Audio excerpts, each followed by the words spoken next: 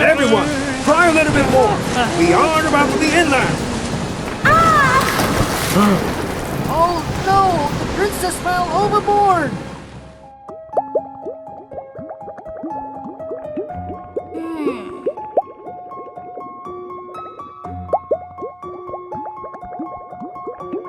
How could you bring a human here? You've already forgot what human had done to our ancestor? I didn't forget, but she is my savior. I couldn't leave her alone in danger. Where am I? You woke up? This is my home, the Ocean Palace. You were the mermaid man earlier? What happened after all? That girl was Princess Seridwen. She was really interested in discovering everything. That time, she decided to follow a fishing boat to see the ocean. Maybe today is not a lucky day.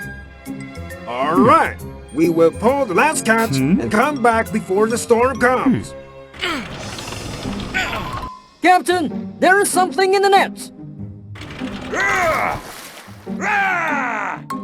Great! That thing will be able to make up for the failed fishing trip today. The landlords will be willing to spend a lot of money to own it. No, just let this mermaid man go. Who are you, newbie? So, you are the intruder. Tie her up. When we get inland, I will hand over her to the judge. I'm Princess Seridwen. This is a knife with royal symbol. Only the princess can own it. Please forgive me, princess. I command you to let that mermaid man go. To make it up for you, when we're back, I will grant you 3 chests of gold. Yes, your highness. Then the storm came, making me fall out of the boat. And you... Oh, I'm Prince Griffith, and this is Freya, my childhood friend. Thank you so much, Prince Griffith and Freya. From that moment, they became friends. Seridwen used to go into the sea with Griffith, led her everywhere to see. What is that pearl? That is the pearl which brings light and healing for the Mermaid Kingdom. If its light is down, the Mermaid Kingdom will be attacked by the ocean monsters. So what will the mermaid do to make its light last forever? Every 30 years, there will be someone who brings the chosen power appears, and that one will have to use that power to light the pearl. And this year, it's me. Great! Can I come here to see it? Of course you can. It will be my great honor.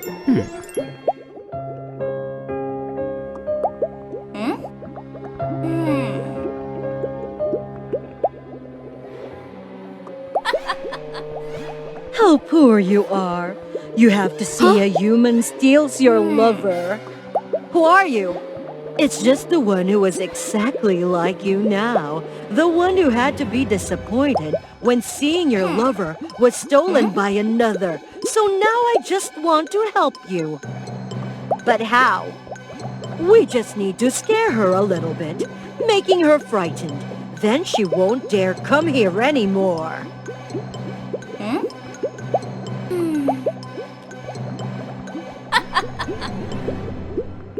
On the day that Prince Griffith lighted the pearl, Freya went to take Seridwen up for him. But instead of bringing her to the palace, Freya led her to the edge of the light.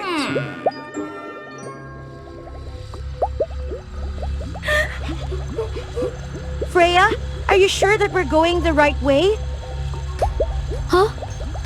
Because the mermaids will be really crowded at the palace today, so the prince wants to let you enter by another mysterious gate. Oh, that's okay. All right, wait for me here. I go prepare for a while and I will be back in a minute. Could you come back quickly? It's a little bit scary here.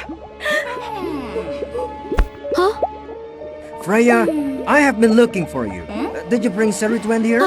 Is that true? Where is she now? Oh no, Seridwen!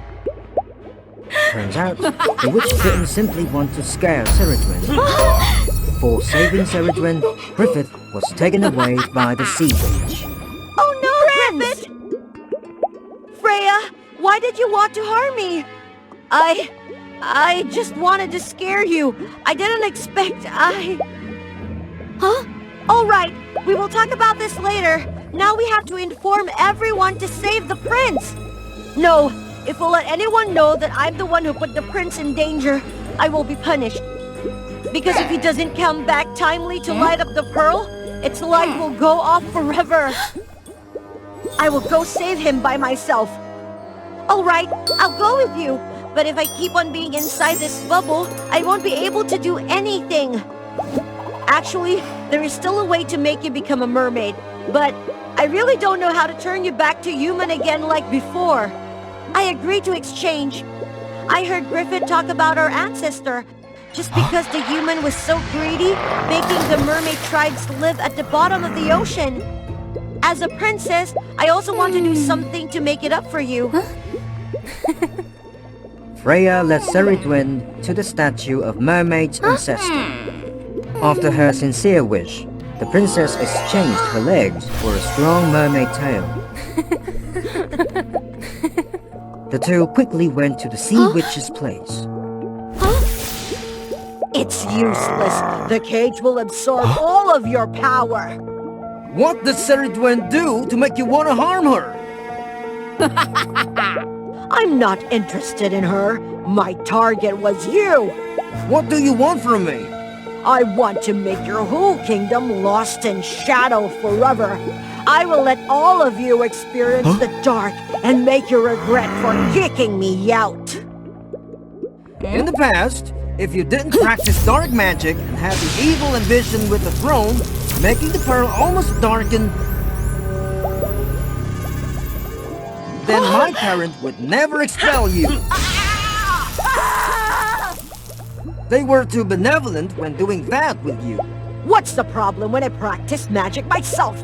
Just because you are so persistent and craven, you can never be stronger! Do you have any magic power to control and fight against her?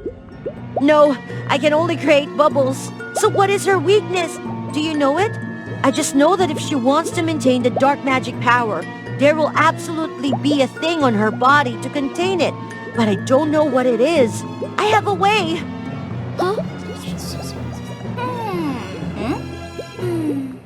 Seeing a stranger, the witch immediately followed her. Freya hid carefully in a corner, then suddenly blew the bubble into her face to block her view. Then the princess pushed her to the kelp net, which they had prepared before. Taking the chance, the two quickly went there to rescue the prince. The fragile kelps couldn't hold the witch off any longer. She used her power to attack Ceridwen. Freya immediately took the attack for Ceridwen.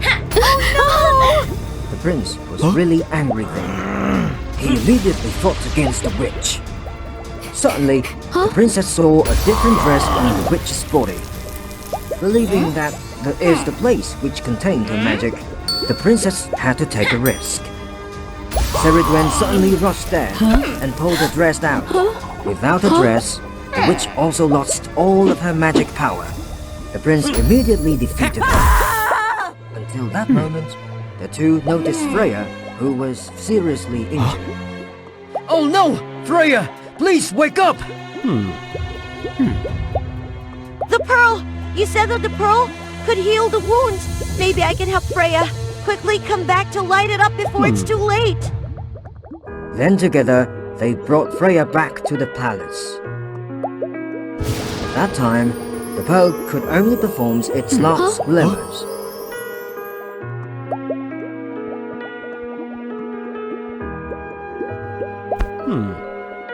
The prince sat on his place, used his power to light up the pearl of the sea.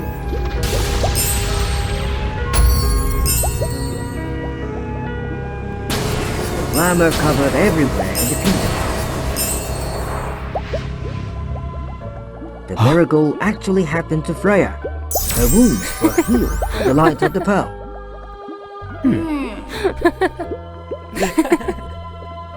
More surprisingly, Ceridwen could also take her legs back.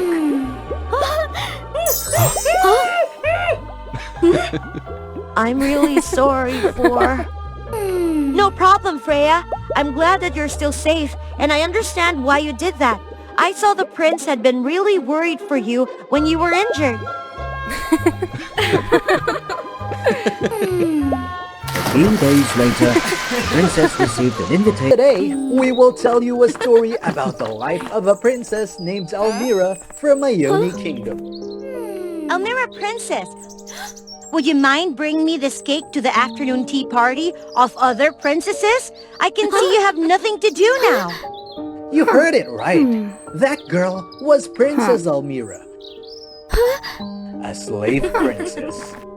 Almira was the youngest princess of a small and peaceful kingdom named Ione, which owned lots of grand gold mines.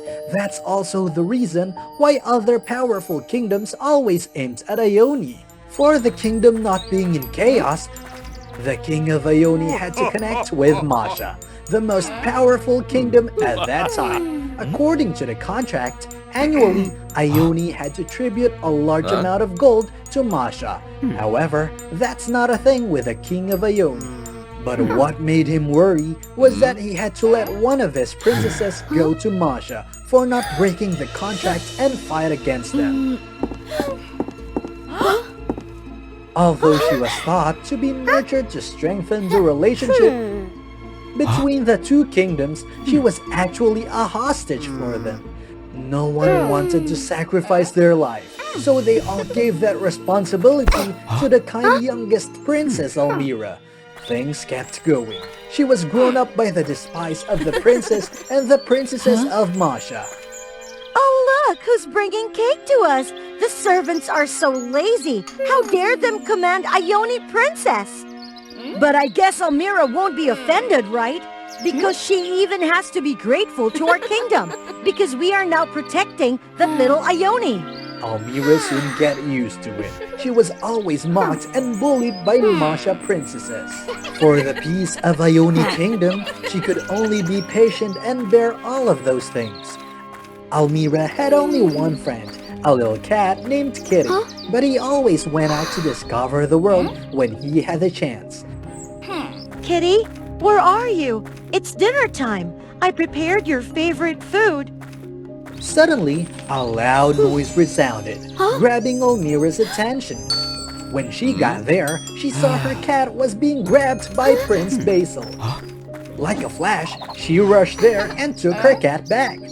She was thought to be punished by that disrespectful action, but he left without saying anything. Blood? Kitty, you are wounded. What did that cruel man do to you? Thank God it's not Kitty's blood. Is there any way this is Basil's blood? He was wounded while saving Kitty? No way! A cruel man like him will never care about anyone. Don't mention about a cat. The next day, Masha Kingdom welcomed a really beautiful princess from Ixtal Kingdom named Dulcie. Different from Almira, she went there as the fiancée of Prince Basil. More surprisingly, Dulcie chose Almira to be the one who stayed by her side. Even Almira didn't want to, she couldn't deny. However, thanks to that, Almira had a better life. That's the only good thing. How do you feel about this room? Thank you for giving me a good place like this, and even new clothes, but I still don't understand why you chose me. I only help you get things you're deserved. You and I are princesses. We have to come here just for our kingdom's peace. Now you only need to stay by my side and befriend with me. That's okay. You don't have to work hard or be despised by others. One night, Almira suddenly saw a strange light coming from Dulcie's room. Being curious, she decided to find out what that light is. Almira saw Dulcie was trying to create a potion from her magic. At that time, Dulcie also realized the appearance of Almira. You came? You deliberately waited for me? What are those things? What do you intend to do with them? Dulcie calmly told her story to Almira. Turned out she wasn't a princess, but an orphan who had been raised and trained to be a strong magician by the king. Then, she helped the king complete the missions that he had given her. That time, her mission was to finish Basil. Isn't that Basil is the most talented prince of the kingdom? He helped the king expand much of territory. Moreover, Basil is his son? Why, maybe the king also considers him a tool. Recently, he feels that the evasion is nonsense, so he refused the king so many times, so the king felt that Basil would be a threat to him. But why do you tell me all of those things? What will happen if I tell it to anyone else? No one believes a slave princess other than a fiancé of Basil, and I need you to complete this task. Why do I have to help you? You still want to come back to Ione.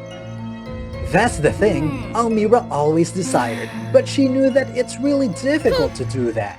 And the chance was right in front of her, and she didn't want to lose it. As Dulcie's plan, on the wedding day, Almira was the only one who was allowed to enter their room to prepare anything. Almira would put the potion that Dulcie gave her to the wine, and it will make Basil lose his strength in a short time. Then hide his sacred sword away. That was the thing that made him undefeated in every battle. After arranging everything, Almira felt really worried. She immediately went to find her cat, hoping that it would help her to remain calm. You look much better. Your name is Kitty, right? You have to know yourself. The higher you climb, the more painful you will get when falling down. Basil? So last time for saving Kitty, he was wounded, really? You want to stay here and look at me for the whole night? I don't mean to harm this little creature. I didn't mean. Thank you for saving Kitty before. Do you want to come back to Ione? Yes, of course. If you want it, you can go back tomorrow. I will arrange a wagon to get you back home safely. How about the contract between the two kingdoms? What are you going to do with Ione? Rest assured, Masha will still protect Ione, provided that your kingdom won't break the contract. Isn't that you always wanted to conquer that whole world? Why can't you easily let me go like that? What is your ambition? I don't want to invade anywhere. Everyone has the rights to live happily. It's just, I don't want to disobey my father king. This wedding with Princess Dulcie was also because father wanted to strengthen his power. In exchange, I won't have to conquer anywhere. And then Basil left, leaving Almira there with many thoughts. Is there any way that he isn't bad as I thought? From the first day I came here, indeed, he has been the only one who hasn't despised me at all. Oh no! Then I just did a stupid thing! Almira quickly ran to Basil's room to prevent Dulcie's plan. Because she hadn't had any reason to enter their room, so the guards blocked her. She could only climb there through the tree growing outside the window of Basil's room. Ignoring the spikes continuously perched at her body, Almira finally got there. Indeed, the things happened as Almira's planned. Basil had absolutely no strength to resist. Dulcie, stop it! Don't harm Basil! What are you doing? You don't want to come back? Of course I want. Then don't stop me. We're all taken advantage by the king to serve for his greed. One day, you will be like Basil. The king grew me up. I will never betray him. If you still want to prevent me, I will also never let you off. Meanwhile, Basil gradually recovered, and he could take back a little of his strength. He quickly blew away Dulcie's spellbook and controlled her. Knowing that he couldn't stay at the palace anymore, Basil immediately pulled Almira away. However, the king suddenly appeared and blocked them, not letting them to understand what was happening. The king suddenly turned into a scary devil. Turned out, the king had been harmed by that devil for so long, and the devil took his position for years. He wanted to take advantage of Basil to expand his territory, because he would be able to get more life spirit from more people. Knowing that Basil wouldn't be able to defeat the devil, Almira remembered something. She quickly found the way to escape. The devil didn't mind Almira at all, because his target was only Basil. He quickly controlled Basil and sucked his power. Everything was thought to be ended. Then, Almira appeared again with the sacred sword on her hand. She threw the sword to Basil, and with the sword, Basil could escape from the danger. Basil was thought to defeat the devil with his sword. However, he had wasted too much energy, so he couldn't be able to defeat the devil.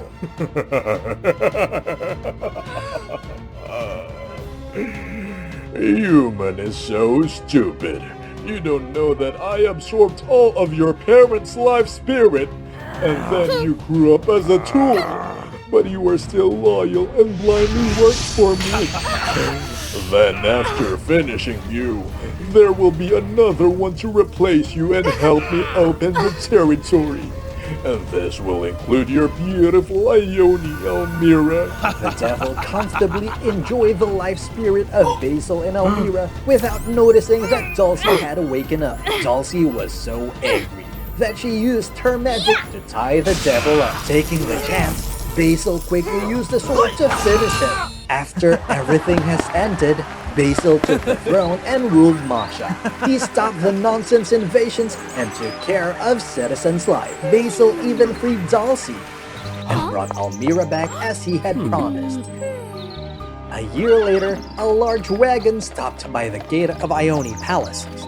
That was Basil. He had went there to propose to Almira, the kind and brave princess who had helped him in difficulties.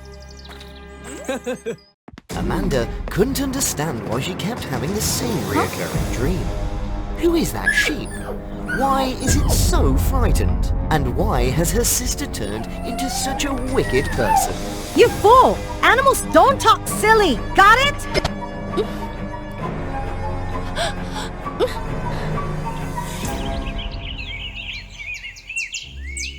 3 months ago. Princess, the coming-of-age ceremony is approaching. Aren't you worried at all about preparing for it? What's the use? No matter how hard I try, I can't surpass Elida's shadow. Elida was Amanda's sister, but they were nothing alike in appearance, talent, or personality. Elida had flowing golden hair, fair skin, and an innate dark magic. Perhaps that's why she was always aloof and colder than all the other fairies in the clan. In contrast, Amanda was lively and warm, just like the power of her radiant sunshine. Elida was blessed with a mesmerizing singing voice, and I have nothing. Despite being sisters, Elida always received special treatment that Amanda did not. She even lived in a separate castle, away from their parents' attention. Amanda tried to get closer to her sister several times, but Elida always coldly avoided her. Thus, the bond between the two sisters grew distant. Feeling lonely and sorrowful on several occasions, Amanda even had the thought that she wished Elida had never existed. No! Why am I thinking such strange thoughts? She's my family! Before the coming-of-age ceremony, fearing that her meager magical abilities would be a laughingstock compared to Elida's exceptional powers, Amanda sneaked into her sister's palace to learn secretly. It's happening again. Princess Elida's power is getting out of control. I heard her summoning demons last night. Amanda trembled. It turned out that this was the secret her parents had always hidden. Her curiosity overcame her fear, leading her feet to Elida's room. Bayel, Paiman, Balam. Suddenly, a chilling wind blew from nowhere, and a bizarre spectacle unfolded before her eyes. Inside, she witnessed a very peculiar scene. Elida? In an instant, from the magic spell summoned by Elida, something Amanda could never imagine appeared.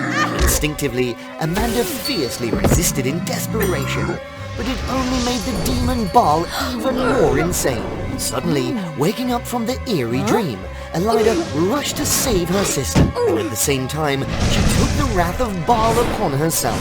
Amanda was supposed to use all her strength to save her sister, but the fear invaded her body, rendering her unable to do anything. The darkness and Baal overwhelmed Alida, and they vanished, leaving the room eerily quiet, as if nothing had happened. Alida!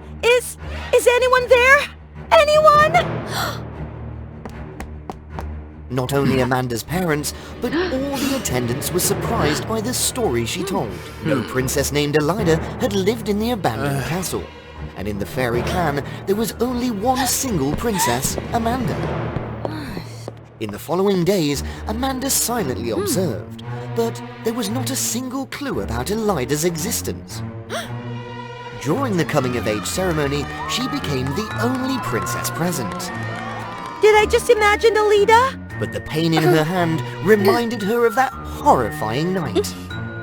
The torment and regret for not saving her sister in time led Amanda to seek the mysterious castle.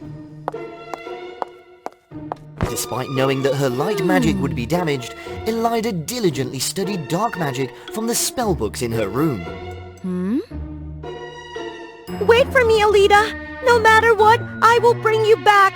After many, many nights of effort, it finally became a reality. Elida, with an emotionless face contrasting her sister's joyous tears, emerged from the magical spell. Strangely, this time, Elida returned to the castle where their parents and Amanda lived, no longer separated.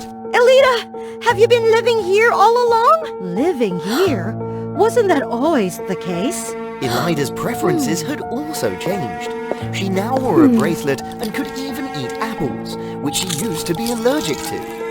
Then, a series of disappearances occurred in the castle, culminating right before Amanda's eyes. And with Elida's disappearance before, no one paid attention to any of the incidents. During that time, Amanda often had a strange dream. In the dream, a frightened sheep repeatedly appeared, asking Amanda for help. Is that room Alida's room? And one night, it was Elida herself who appeared in that eerie dream. The faces of the souls and the sheep turned to horror. You fool! Animals don't talk silly! Got it?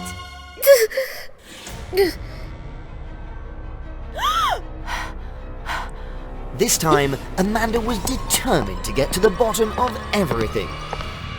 Inside, a horrifying scene truly unfolded. Everything that happened in the dream was real, and her dear sister seemed to be behind it all. What? Oh, we have an uninvited guest here. But this time, Amanda was a fully grown-up light goddess, no longer allowing fear to control her. Amanda, please, listen to me. After being trapped in the spell, I temporarily sealed the soul of the demon into the woolly sheep you saw. However, in exchange, I'm no longer human.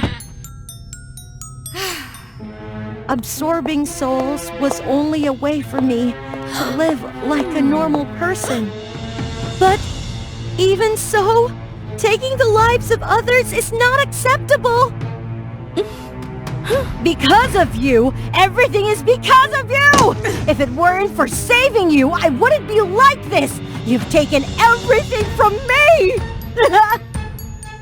Indeed, those words struck Amanda with guilt and remorse. To take responsibility, she decided to transfer her light energy to Elida to absorb, even if it meant losing her divine status. But at that decisive moment, when Elida reached out to receive the energy, Amanda sensed something amiss. On Elida's hand, there was a scar that could only have been caused by divine light. A series of events connected in her mind.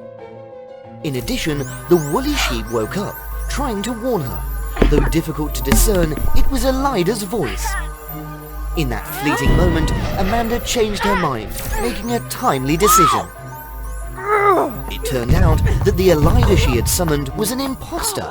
He was the demon Baal, disguised as Elida to seize not only Amanda's powers, but also the entire fairy clan's strength. To carry out his plan, he turned Elida into a sheep and used a cursed apple to control her consciousness and exploit her mesmerizing singing voice. The truth became clear, and the two sisters mustered all their strength to defeat Baal, but he was powerful, and they were no match for him. With no other options, Amanda and Elida decided to use forbidden magic, combining their powers, even if it meant losing their divine status.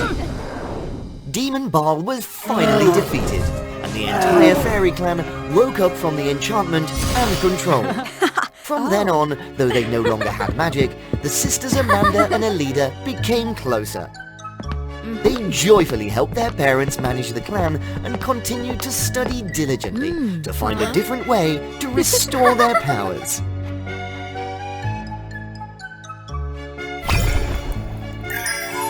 The story concludes here today. Thank you for your support. Every view is a huge encouragement for us to create more exciting stories. Don't forget to subscribe to WOA Fairy Tales to help us reach 1 million subscribers soon. Now, please share with WOA Fairy Tales your feelings after watching today's story. See you in the upcoming episode. Wow, how could that be? The giant defeated by a little girl? Is there any story behind that spectacular fight? Let's follow WOA Fairy Tales for more details, little kids. Once upon a time in a peaceful village, where people had a prosperous life, there lived a girl named Alva, who was isolated by everyone. The villagers all stayed away from her because they were jealous of her outstanding intelligence and beauty. Poor Alva had no friends, no relatives, so she had to live in a ragged house on the side of the forest. She could only read books every day. The villagers lived by peacefully until one day there was a giant appeared. No one knew where he came from. What a fertile land! Now, listen, little human. From now on, I will be the owner of this land. You will have to tribute me your cattle and poultry every day, or I won't let up on you. Why do we have to do that? You do nothing for us, and you required us to tribute to you many things. It's not fair. Because of this. Now, you want to tribute food to me, or you want to be my food? Please spare my life. I'll do everything as you require. Remember that. Now, you have to follow all my words. Yes, yes, we'll do everything you want. Being too scared, people in the village brought all of their cattle and poultry to tribute him. Oh my god! It's my turn to bring him food again. I have only this goat left. How could we leave on with his eating speed? Where is all the things going? I really miss the peaceful old days. Time kept going, day by day. The villagers had to tribute him all their food, until one day, they got nothing left. Sir, although we don't want it to happen, but we get no animals left in our village. We come here to ask for your permission, whether we can change the tribute from meat to vegetables or fruit. Fruits? Vegetables? Yes, we will give you the most delicious and fresh vegetables. Yes, I'll eat. However, I'll eat all of you. Bring meat here to me, or you all will be in my stomach. The people in the village were really confused and panicked after the negotiation. They didn't know what to do. Oh my God, what should I do? What should I do now? If you don't mind, I can help you kick the giant out of the village. You want to help us? Even we didn't like you before. How can we believe you? Only God knows whether you want to take this chance to harm us or not. Thank you. We don't need your help. Alva was really sad while hearing that, but she didn't want to leave the villager in danger. She decided to do it by herself. Alva came back to prepare a black rope, a grand shell, a little oil, a torch, and a sickle. She brought all the things to a cave, which located near the giant's place. She prepared everything and waited for the chance. At that time, the villagers could think about any other way. They had to flock to the giant's cave to have another negotiation. I warned all of you, but you didn't know who you are. Now, I will make all of you reunite in my stomach! While the villagers were crouching down in fear, there was a loud roar from the nearby cave, attracting the attention of the giant. Who is screaming out there and waking me up? Who are you? How dare you be bossy like that? I'm the Giant Lord, the greatest giant in this world. Stop bragging! I don't believe that there is any giant who is bigger than me. If you say you are the Giant Lord, then prove it! Alva held the torch, poured a little oil into it, and blew it hard, making the fire go out of the cave. How? Scary, huh? I just need a scream. It's enough to burn you out. I still don't believe. Just a small fire. It cannot prove anything. So keep your eyes open wide and see. Just one of my hair can squeeze you, making you immobile. I don't believe. Your hair can do nothing to me. I just need to move my arm. It will be cut off immediately. Alva raised her touch and placed the sickle before it. The shadow of the sickle on the cave wall looked like a giant nail. So look at it carefully. Just my sharp nail can beat you up and teach you a lesson. The giant was really scared. He hesitantly came closer to look clearer at the nail. Unfortunately, Alva was so careless that he could see half of her body revealed behind the rock. Knowing that he was fooled, the giant quickly rushed to the cave. He rushed there to attack Alva, making her dodge in panic. Alva came up with an idea. She threw the torch towards the giant, making him startled and step back. Then Alva could run out of the cave. Seeing Alva getting out of the cave, the villagers realized that Alva had ignored all the dangers to find a way to save them. They were touched and regretful. Together, they stood in front of her to cover and protect Alva. They used the logs and threw it toward the giant, making him hurt and move backwards. Alva looked around and saw that there was a lot of vines. She picked them and told the villagers her plan. Everyone, move aside and throw up the vines to tie him up. Following her words, they moved aside, threw towards the giant to tie his legs, and called each other to pull him down. After pulling him down, together they came closer to tie him up. As you see, we are small, but when we unite together, we could easily defeat you. If you were smart, you'd better stay away from here and don't ever think about bullying anyone anymore. If you don't do that, we will never let up on you. Yes. I will listen to you. Then Alva untied him after escaping from the vines. The giant immediately ran away without turning his head back and never came back. Alva, on behalf of the villagers, I'm sorry for everything. We were bad. We were jealous with you. We isolated you. But you still... It's all right. I will never blame you all. From now on, we will live happily together.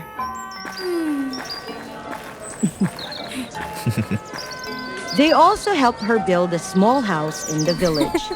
From that moment, they lived happily together forever after. Fairy Rosie and the handsome fairy Flynn that many people admired. Rosie was a stubborn and naughty girl who would always make fun of Flynn, while Flynn was always tolerant and gentle, taking care of Rosie. In particular, in the fairyland where they lived, there was a legend about a lake known as the Forbidden Land of Death, deep in the mysterious forest. This forest was also rumored to be the shelter of a dark evil witch named Helen.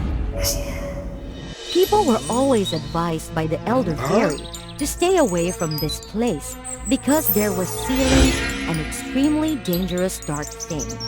If there was anybody who liberated it, this fairyland would be in danger, and the fairies would also be in trouble. However, Rosie was extremely curious about it. Flynn, I heard that the lake is the lake of wishes. As long as you go there to make a wish, all your wishes will come true. But that was the Forbidden Land. We shouldn't trespass. We are fairies. We have magic. What are we afraid of?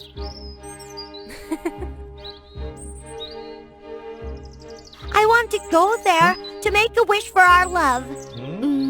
Then Rosie took Flynn's hand and pulled him to the door of the mysterious forest. Flynn worried and stopped Rosie. Rosie, I don't think we should disobey the elder. What if we put everyone in danger? I only go there to make a wish. I won't cause any danger. If you don't come with me, I will go alone. After that, Rosie ran away and walked through the door of the forest. Flynn worried and hurried to chase her. As soon as they walked through the forest, both of them were dumbfounded. In front of them was a wonderfully brilliant and sparkling scene. Oh, how beautiful this place is. Come on, Flynn. Let's go to the Lake of Wishes. But the elder told... Just a wish. It won't take too long. Don't you love me? Flynn helplessly followed Rosie to the end of the forest. Rosie. I, Flynn. We wish that we would love each other forever and ever. When their hands just touched the water surface, a black vortex rose from the bottom of the lake, bringing a terrible laugh. Finally, I'm freed! Suddenly, the forest became dark. Black smoke spread, and the witch with a sinister face appeared. Who are you? Where did you come from? Me? I am the one who was sealed by your elder fairy for thousands of years in this cold, deep lake. Just now, I was freed by the two of you. We did nothing. Yes, you did nothing, but your selfishness with insistence on doing what you want, Rosie, and your frustration but helplessness. Flynn is the key for me to be released. You are the legendary Dark Witch Helen? That's right, it's me. Hearing that, Flynn worriedly pulled Rosie's hand and ran away. Wanna run away? It's not that easy. Rosie angrily turned around to fight the witch. But before she could do anything, a huge bolt of magic rushed towards her. Help me! Flynn, wake up! It was my fault. I am so selfish. This guilty feeling of yours is so great! The more negative emotions you have, the stronger I become. You are so cruel. Evil is the power of strength. Remember the old days? I used to spread fear and jealousy to this fairyland, making the fairies riotous and turn to slaughter each other, which helped my strength increase enormously. I thought I would become the reigning queen here, but I never thought that your elder took everything from me and sealed me in the cold lake bottom for 1,000 years. How lonely it was. Because you deserve it. A person like you will be alone for the rest of your life. Then all of us will be trying the taste of solitude together. And it will start with you. Watch me. The witch shot magic at the two of them. But to her surprise, her magic was repelled by their love. Impossible! That is the power of love, which you can never have. That is also the thing that broke your seal. Negative emotion has no power. I tell you what power is. Yeah! After saying that, Rosie tried her best to shoot magic bolts at the witch, but her strength could not match the witch's dark power. Are you confident about your love? Then I will use Flynn to practice magic and make Flynn hate you! That hatred will make me stronger than ever. And you will have to suffer excruciating pain. Wait and see! Rosie panicked and ran to Flynn, but it was too late. The witch took him away. Flynn! Flynn! Oh, my Flynn! Rosie was extremely regretful and worried. Because of her own impulsiveness and selfishness, she had put Flynn in danger, and the safety of the fairyland was also threatened. Rosie hastily flew over to beg for the elder's help. Elder, please help me. I broke the seal and freed the evil witch Helen. She took Flynn away. What do you say? Helen is freed? I only went to the forbidden land of death to make a wish. But who would have thought about? The elder sighed, looking at Rosie's wounds, and gently used healing magic for her. Actually, Helen is my sister, but she blindly followed the dark power, using people's negative emotions to build her strength. I did not mercilessly eliminate Helen, but locked her at the bottom of the lake. Then please let me know how to find Helen and win her over to correct my mistakes. This is a power gem. It will help you defeat Helen. It will need the strength of your love and your inner strengths to activate the power of this gem. I'll definitely do it, but where should I find Helen? This is the place where Helen is hiding. Hurry to get there before Helen successfully practices magic. If not, Flynn would be extremely dangerous. Rosie bowed her head to thank the elder, and then she took the gem to rescue Flynn. At that time, in the swamp, the witch Helen was consistently transferring the power of darkness to control and change Flynn. Poor Flynn! That selfish Rosie has abandoned you and ran away. She only loves herself, always doing whatever she wants regardless of your feelings. No way. Rosie will definitely come and save me. You trusted her blindly. Rosie is never going here. She had found a new love. That's impossible. The love and trust in Flynn weakened and gradually turned into anger and despair, making Helen extremely happy, and her strength also increased. When Rosie overcame many difficulties to reach the end of Hera's swamp, Flynn was completely conquered by Helen. Flynn, I'm here to save you! Sorry, you're too late. Now let's see the strength of your love! Flynn, quickly destroy Rosie!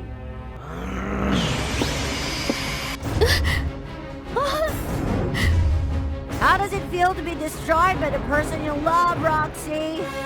No way! Flynn, please look at me! I'm Rosie, the one you love! Flynn! Flynn, please look at me! Just once! Despite Rosie screaming in vain, Flynn's eyes were still lifeless. The magic gem in Rosie's body fell to the ground. She quickly grabbed the gem and shone it at the witch. The bright light from the gem scared the witch. She fired spells at Flynn and controlled him. Rosie, please throw the gem away. It hurts me. It hurts!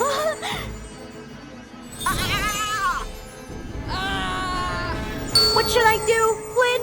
I don't want you to suffer at all. Huh? Huh? Because of the one I love, I lost my only chance to eliminate the evil witch. Flynn looked at Rosie's tormented eyes, as if his eyes were shining with love. He slowly walked up to her and called softly. Rosie! My Rosie! Helen, seeing this, panicked and used magic to fascinate Flynn. Flynn, she was just acting. She deserves it for leaving you. Rosie looked into Flynn's eyes and felt his love. So she was very emotional and rushed to Flynn and hugged him. You recognize me, don't you? You remember me, don't you? We were hand in hand and made a wish in the Forbidden Lake that you would have always protected me. Flynn, I love you. The kiss from that intense pure love awakened Flynn and freed him from the dark magic of the witch.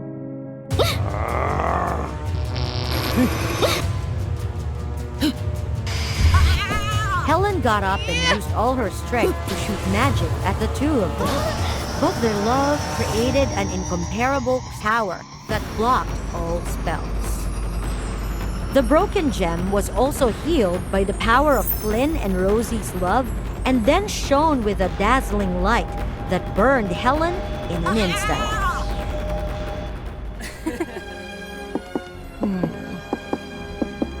The two returned to the fairyland and gave the gem back to the elder. They were agreed to hold the wedding carefully by the elder. On the day of the wedding, the elder gave the magic gem to Flynn and Rosie. When it rains, that's when the rainbowed fairies appear. They are ready to help those in need to overcome negative issues in life. They always inspire, motivate people towards their goals, and strive harder.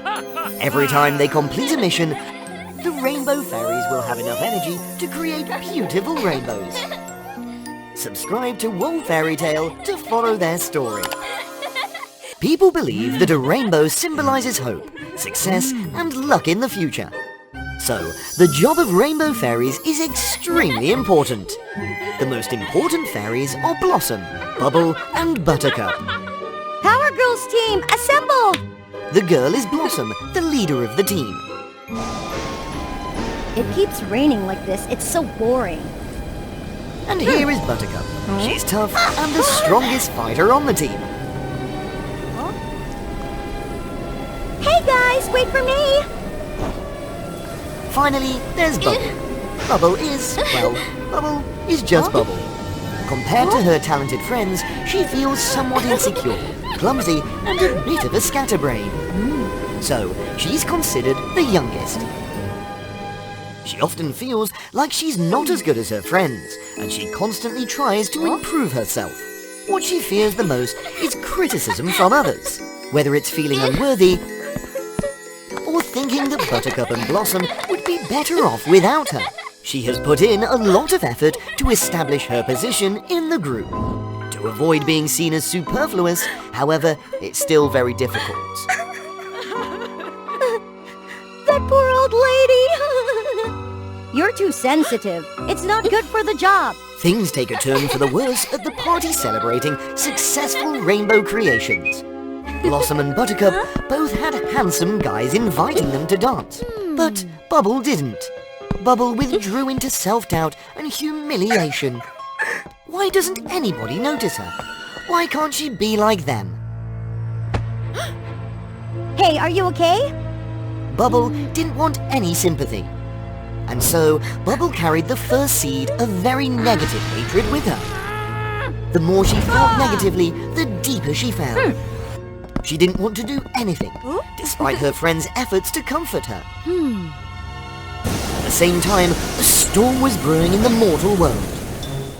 Powerpuff Girls team, you know what to do. Create a powerful rainbow to dispel this storm. The first task was to help a girl confess her feelings to her crush. The girl felt insecure because she feared her humble background would be unacceptable to the young man. Encourage her, Blossom. I'll handle those thunder fairies. You're beautiful in your own way. Believe in yourself. Huh, there's nothing to cry about. Love is all fake anyway. Hey, Bubble! They returned to the Rainbow Kingdom, deeply disappointed after their first failure. The storm grew stronger, and they didn't have enough fairy dust to create a rainbow. It's okay, Bubble. Take a rest. I'll talk to you later. But seriously, I'm really disappointed in you.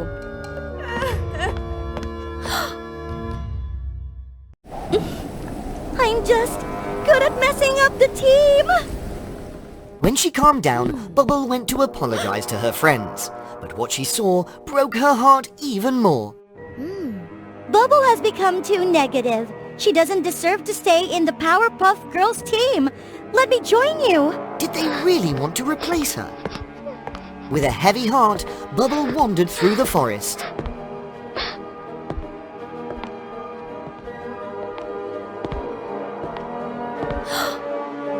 Oh, is this the realm of the Thunder Fairies? Thunder Fairies are the biggest enemies of the Rainbow Fairies. They seek negative emotions to create destructive thunderstorms. Bubble had been bullied by them many times.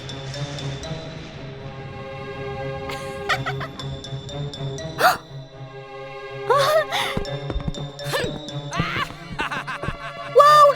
Don't hit me! Calm down, little girl. There must be a reason to bring you here. I can see strong negative energy in you. The Thunder Fairies made Bubble recall old memories, how she had to try to keep up with Blossom and Buttercup. Now they were making her face her biggest fear, the feeling of being abandoned. If they don't need me, then I don't need them! Bubble decided to join the Thunder Fairies. But Bubble didn't know that her friends were searching for her everywhere. With no time to wait, they temporarily accepted another fairy into the team to replace Bubble. Blossom and Buttercup struggled without Bubble. Despite her clumsiness, Bubble was the one who brought laughter to everyone. It seemed no one could replace her. After a long time, they finally gathered enough energy to create a bright rainbow. But their efforts were quickly disrupted. What rainbow? It's so irritating. Bubble, what happened to you? Stop talking! From now on, I have a new family! We'll defeat all of you Rainbow Fairies! Thunder Fairies began to play wicked tricks. Even Blossom and Buttercup were powerless against their destruction. Without rainbows, there's no hope and no optimism. Everyone will live in negativity.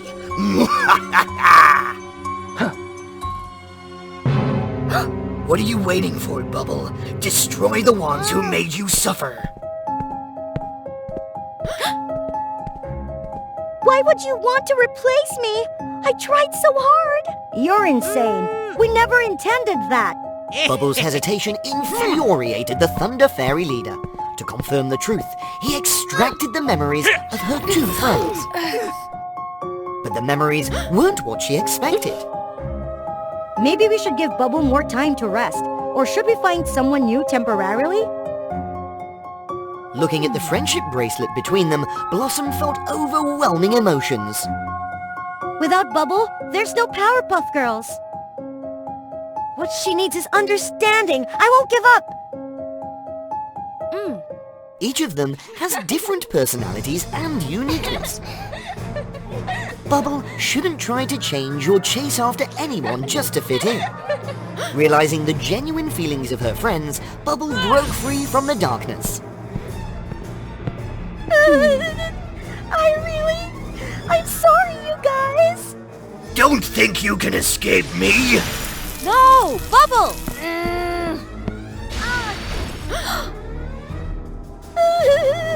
Don't go, Blossom! Don't leave me!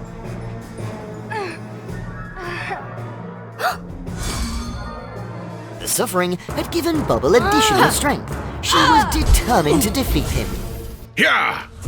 At this moment, she realized she needed to do what she was best at. That was purifying all negativity. If she could do it with humans, why not with these thunder fairies? Come on, Buttercup! Let's fight together! They drained the negative energy from the thunder fairies and transformed it into fairy dust. All the negativity was completely eradicated, driven away from this place. In an instant, the Rainbow Land regained its beautiful colors as it once had.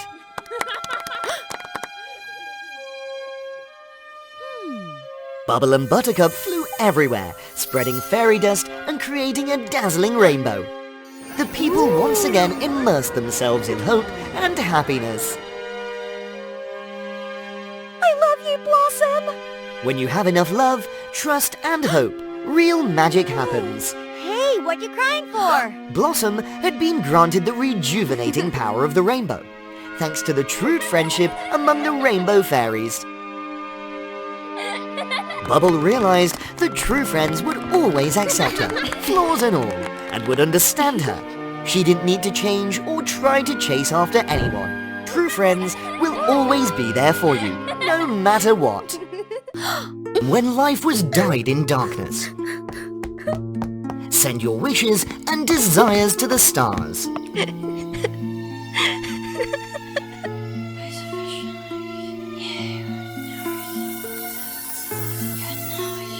If you are sincere enough and accumulate enough merits, your wishes will be carried away by the wind and touch the sacred wish tree.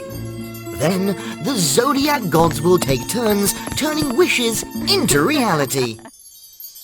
The wishes are contained within star fruits, a rare fruit that holds the essence of the wish tree. The supreme goddess Cosmo will turn this fruit into a magical wine.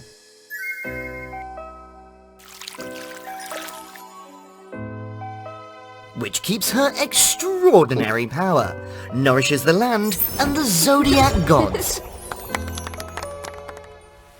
Let's explore the realm of fairy wishes by subscribing to the WOA Fairy Tale channel. The wish tree only bears fruit once every 10 years. And if you're not quick enough, your wishes will easily be taken away. The current head goddess is Capricorn, who is always quick and eager to claim as many wish tasks as possible from the star fruits. On the other hand, Pisces is a goddess who is always laughed at for being clumsy and slow. People look down on her because she only knows how to create illusions. Very dreamy and doesn't contribute much to granting wishes. Because she hasn't fulfilled any wishes, her constellation symbol doesn't even appear in the sky of this land. Oh no, I overslept! Today's the day the wish tree bears fruit! When Pisces arrives, almost all the wish tasks have been taken. Only 2 star fruits are left hanging on the tree. Great! This fruit is mine! Stay away! Come on, you don't have to be so aggressive. If you overslept, don't demand anything. There's still 1 fruit left. Hurry up and take it, Pisces. Yeah, take it quickly. There seems to be something wrong with this star fruit. Pisces realizes that this is a wrong wish, completely against the laws of life. That's why the other gods avoid it. An old woman carpenter lost her son in an avalanche a few years ago. In extreme grief, she couldn't overcome this pain and wished for her son to be resurrected. This wish is beyond the capabilities of the zodiac gods. Poor thing, only received 1 wish. Give up. After all, you will always be a burden to this land. I will prove it to all of you. Pisces knows that she can't bring the old woman's son back as wished, but she can use all her abilities to make her mother live in happiness. The purpose of the wish tree and the zodiac gods in the end is still to bring positivity to life and make everyone warm and happy. It hurts so much.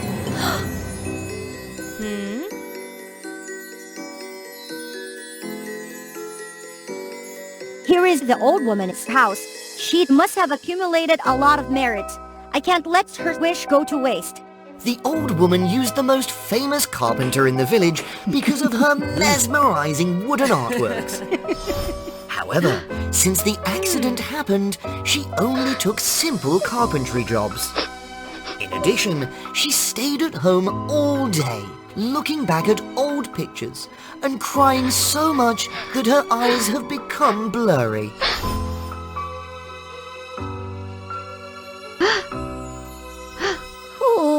Who are you? Oh, a goddess. Don't be scared. I am the goddess Pisces. I'm here to fulfill your wish. Oh, I beg the goddess. Even though I tried to forget the past, I don't want to forget. From now on, you will never have to live in pain again. Pisces immediately cast a spell to clean up the old woman's house. Then she uses her power to create an illusion, making the image of the lost son appear. My child. It's really my child. Mother! I'm sorry, my child. If only I didn't bring you along that day. It's okay, everything will be fine. The old woman's long, sorrowful heart now beats with joy and happiness. Finally, Pisces has helped someone. She's not as useless as they say. But right after that, a guest suddenly appears at the old woman's house. He sees the old woman talking and laughing alone and gets scared and runs away. He thinks that the old woman must be obsessed with her son to the point of madness. Exactly 1 week later, the zodiac gods gather at the sacred wish tree. In an instant, all the star fruits on the tree fall down. Success! My first starfruit! The image of the Pisces constellation is now clearly visible in the sky, shining brightly alongside the remaining 11 constellations. Hey, how did you fulfill the old woman's wish? The power to create illusions is not a joke, you know. Creating illusions? Ha! That means you're still letting the old woman live in the past. It's not anything great. Why not? Come with me and you'll see how happy the old woman is.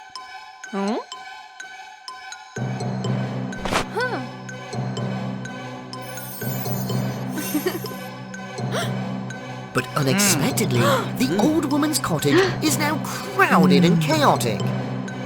Villagers rush into the house, and some doctors believe that she has a mental illness and try to force her to take medication. The old woman spends her days muttering to herself and refuses to do any work. I'm not crazy. Look, everyone. My child is here. You should be happy for me. Unable to convince the old woman, the villagers give up in frustration. But at least the old woman met her son again. Ha! This starfruit doesn't count anymore because it brings negative results.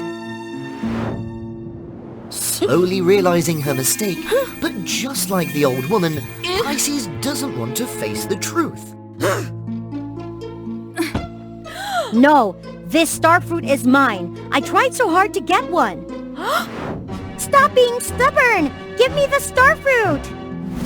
As they both approach the realm of the star, Pisces casts a spell that traps Capricorn in a storm cloud. Pisces' magic only manages to hold Capricorn for a few minutes, but it's enough time for her to show off her achievement to the goddess Cosmo. Goddess Cosmo, this is my first starfruit. I offer it to you, goddess.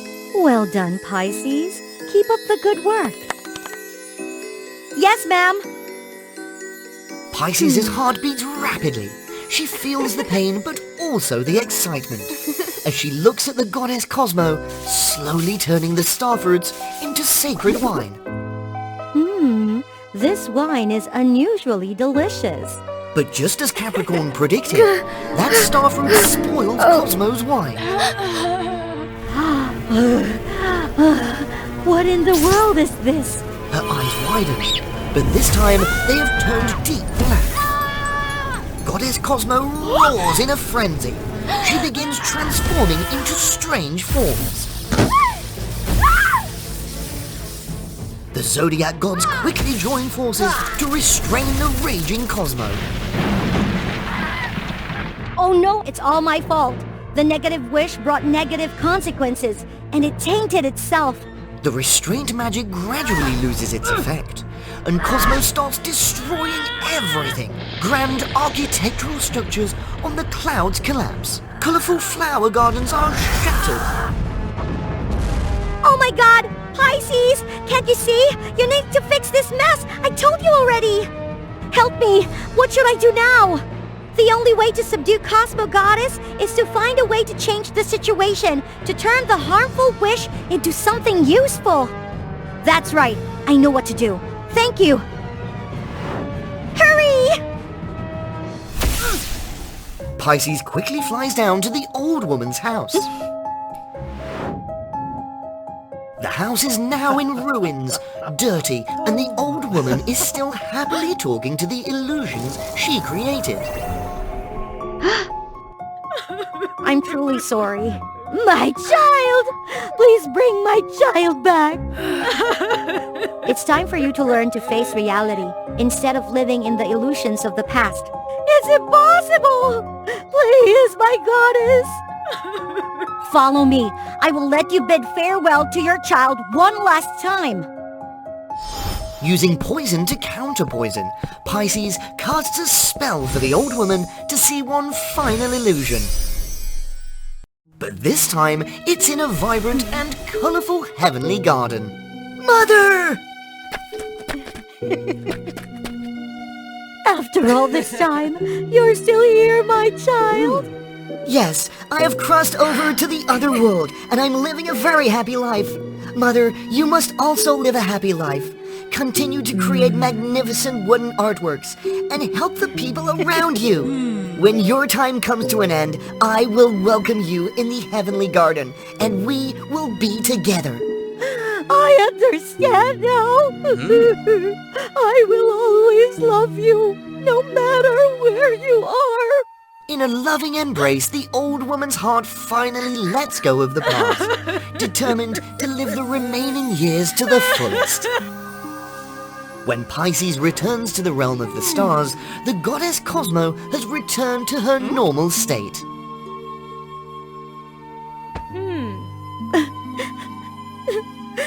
My goddess, I apologize to you. If only I wasn't so stubborn. It's okay, stop crying. Even though you caused this, you also found a way to save me. You're more talented than you think, Pisces. Yeah, I admit your ability to create illusions is impressive. That's right. Just a bit stubborn and sensitive. Stop teasing me already. From then on, Capricorn and the other zodiac gods no longer compete with Pisces. They assist her in... Once upon a time long ago, darkness engulfed the world, and daylight only existed in the Valley of Dawn. The Light Tribe, weak and gentle, had to hide here to avoid the dangerous darkness that covered the world. In contrast to the Light Tribe was the Dark Tribe, and the mightiest warrior of the Dark Tribe was the warlord Darwin, who had been battling for 1,000 years. Although not of royal blood, people respected him even more than the Dark King. It was because he was unwaveringly loyal and not driven by power. To keep Darwin, the king married him to Princess Luna, his beautiful daughter. The two truly loved each other and were ready to live a fulfilled life. However, tragedy struck just before the wedding ceremony. While Darwin was out fighting demons to expand their territory, he fell into a trap set by his close comrade, Kevin. Caught off guard by both his comrades and the demons, the Dark Warlord couldn't resist. He mustered his last bit of strength to escape into the Valley of Dawn. No need. Falling down there won't be pleasant. If you want to know what happens to him, subscribe to the WOA Fairy Tales channel. Hey, that's my job. The demons couldn't overcome the protective border of the Valley of Dawn and had to retreat. Kevin was right. Darwin lost his wings and couldn't move his legs. He couldn't do anything except wait for his life to end. So, this is the end? It's better than this. But fate had other plans for Darwin. Sunny, a light fairy, happened to be passing by while collecting morning dew. Despite being rejected, her only concern was to prolong the life of the injured one in front of her. Drink this morning dew and you'll feel better. To the point where the weak light fairy even dared to share her dew with Darwin. What are you doing? Leave me alone. Just a little longer, and your friend will come to help. I never expected to be carried by a weak fairy like you.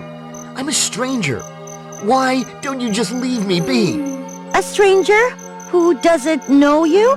You're the Dark Warlord Darwin. Your fame echoes throughout the Valley of Dawn. You're the only Dark Warrior who never looked down on us. When the light border weakened, it was you who helped us drive away the demons.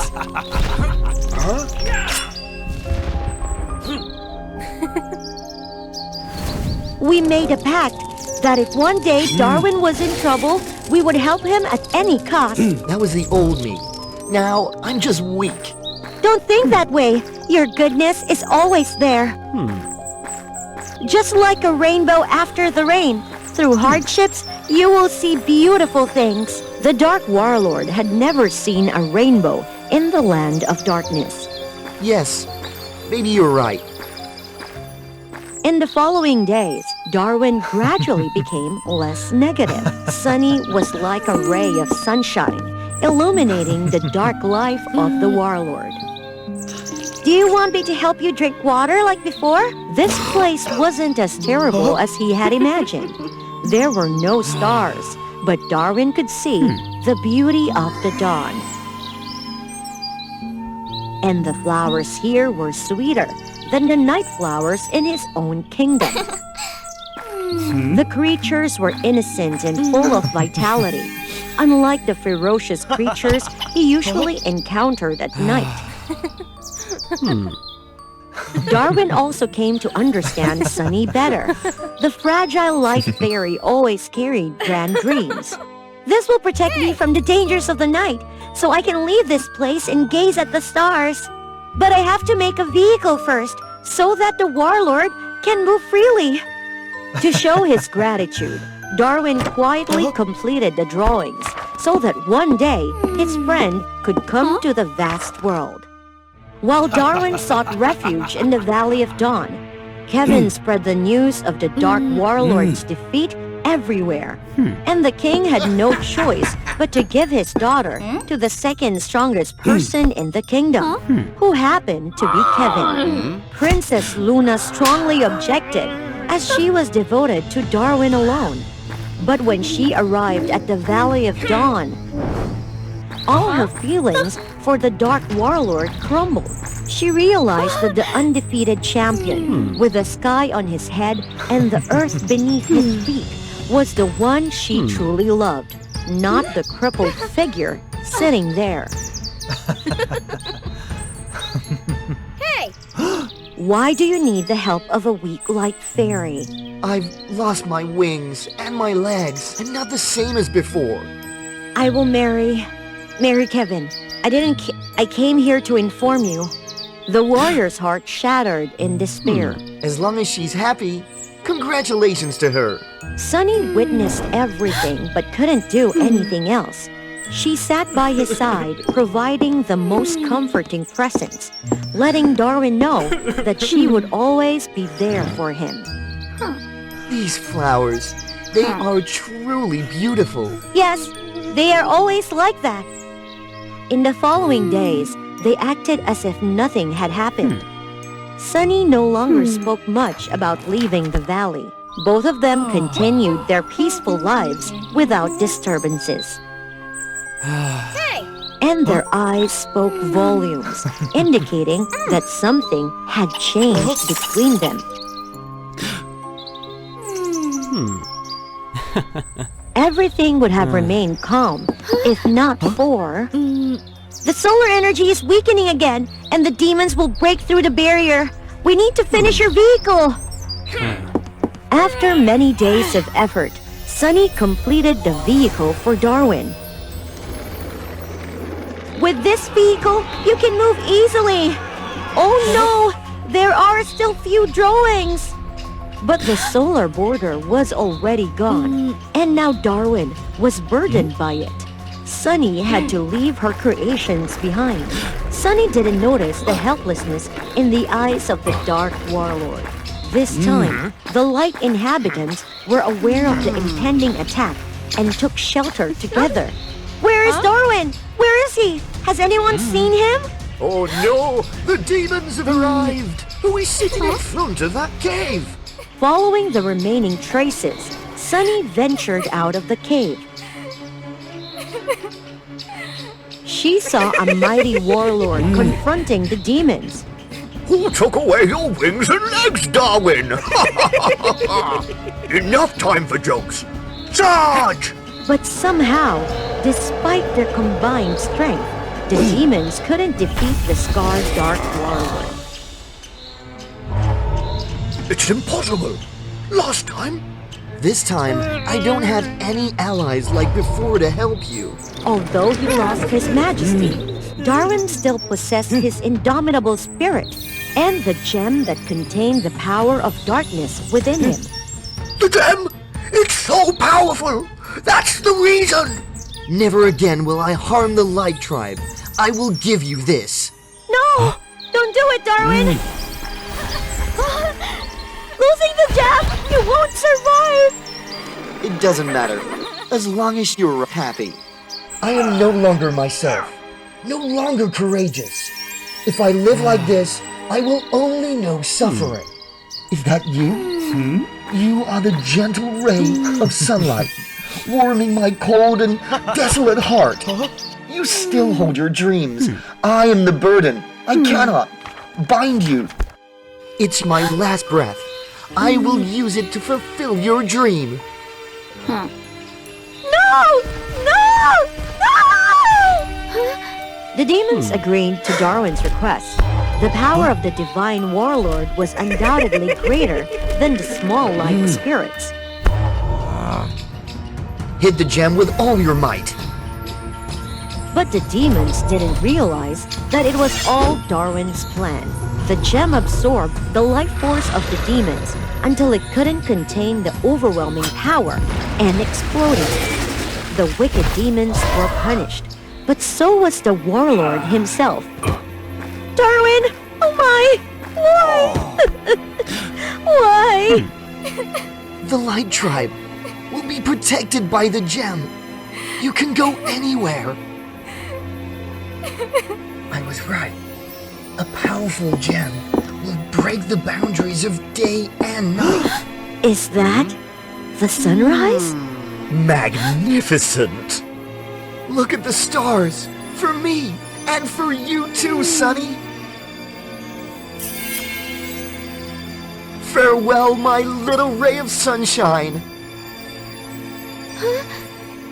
True to her promise to Darwin, Sunny later traveled everywhere to witness everything on behalf of the Dark Warlord. She used her magic to recount the stories of Darwin, ensuring that he would live forever in her world. Thanks to Darwin, everything changed forever. Sunshine would appear all over the world. And when the sunset fades, the night will always return. Upon a time, there was a tale of a kidnapped princess and the kidnapper. Ah! But this time, who was the princess? I am the princess. Oh, the princess was a man. So who was the kidnapper? I am Bowser, but I am not the kidnapper. How could their genders be like this? Subscribe to WOA Fairy Tales to explore more. There was hardly any princess in the world as unlikable as Princess Peach, the princess of the Mushroom Kingdom. She was arrogant, vain, stubborn, and difficult to deal with. No one could compare. Then Peach faced consequences due to her personality. Desiring the magical crown, she offended a head fairy and fell under a dreadful curse. If you love the crown so much, let it stick to your head. As long as it's there, no boy will ever love you. I don't believe it. But Peach had to believe when the curse started to take effect. Out of respect for the king, the princess's father, the head fairy, offered a way to break the curse. Would the curse be broken when I meet a kind hero who accepts and loves me? If we talk about heroes, is anyone more famous than Mario now? His fame was legendary, making young hearts swoon. But meeting Mario is challenging. I heard that you need to schedule an entire year in advance. Don't worry, Father. Let me handle it. At that moment, the only one daring to kidnap Peach was Bowser, the king of the Koopa tribe, a rumored foolish villain. Lately, he was troubled by his sickly turtles, rolling over and lying on their backs. Peach spread the rumor that her crown had the power to cure all ailments, but to obtain it, he had to bring her along. As predicted, that night, Peach fell asleep, sitting proudly in Bowser's castle. Bowser disappointed Peach initially. He didn't look like much of a villain. I invited the princess here just to cure my Koopa True. It's so easy. Of course not. Why? Why not? Listen, everything I said was a lie, and you fell for it, you fool. My crown? You can't even think about touching it. The provocation succeeded, and Bowser went mad. Don't dare challenge me! Touch! That horrifying event turned the once beautiful and arrogant Peach into a real man. In contrast, the rough Bowser transformed into an enchanting and captivating lady. What? After hours of madness, chaos, and heartache, the unlucky duo decided to find Mario, the hero mentioned in the curse. Do not reveal that I am Bowser. Call me Bowsette. Finding the charming Mario was not easy at all. All the places where Bowsette and Peach heard Mario was spotted turned out to be false information. So you weren't the first one to come up with this kidnapping idea? Rapunzel, couldn't you just let down your hair onto this branch to escape? Is the tower really that tall? Come on, if I did that, how could I wait for Mario to come and rescue me? Even Snow White, the apple-loving girl, wasn't that desperate. But she still insisted on waiting for Mario to wake her with a kiss. In the end, Peach was the one who made the most effort to change their narrow-minded thinking. Instead of relying on others, why don't we decide our own fate? Exactly! If you had done that and searched for Mario, we wouldn't be in this mess now! However, despite trying to change their mindset, the girls fell head over heels for Peach's grace and handsomeness. In fact, Bowsette was resented for daring to come close to the dream guy of those girls. Bowsette laughed disdainfully, considering girls to be too complicated, until he too was surrounded by guys expressing blind adoration. Peach had to intervene to save him. At that moment, Bowsette realized that the previously unpleasant princess had some intriguing aspects. Conversely, Peach also saw Bowsette. Well, despite being under a fragile girl's appearance, he fearlessly charged into battles, rescuing her from danger multiple times. Finally, they encountered Mario when they fell into a dangerous trap in a peculiar forest. I heard someone calling my name, right? Yes, the hero Mario is here. Mario appeared, excited and agile, swiftly rescuing Bowsette. Oh look, what about me? I am the one you need to rescue, heroic one. Sorry, I am tired and can only rescue beautiful girls. Only when Peach held on to him and recounted the entire story of the magical crown and the swapping did Mario reluctantly agree to free Peach and take her back to his pipe factory. However, the despair for Peach and Bowsette was that not even the famous hero Mario could remove the crown. It seems we were wrong. Mario is not the hero mentioned in the curse. Let's go, Bowsette! If you want to go, then go. So what? All right then, if I can't get the crown, I will have to destroy the princess. Too bad. I heard she used to be a great beauty. At that moment, Peach and Bowsette discovered Mario's deceitful nature. With no other choice, they had to cooperate and try their best to escape from his territory. During the struggle, they accidentally toppled a hidden room, revealing the previously kidnapped girls Peach and Bowsette had met. Turns out, Mario was a playboy, using the rescue act to deceive young hearts. The girls finally understood the meaning of Peach's advice to them. Together, they stood strong, helping Bowsette and Peach confront Mario. Though the victory started to lean towards Peach and Bowsette, Mario didn't show any signs of tension. Impressive, huh? But if Princess Peach doesn't surrender, I will just press this button and the destruction missile will fly straight to flatten the Mushroom Kingdom. Peach had the duty of protecting her people as a princess.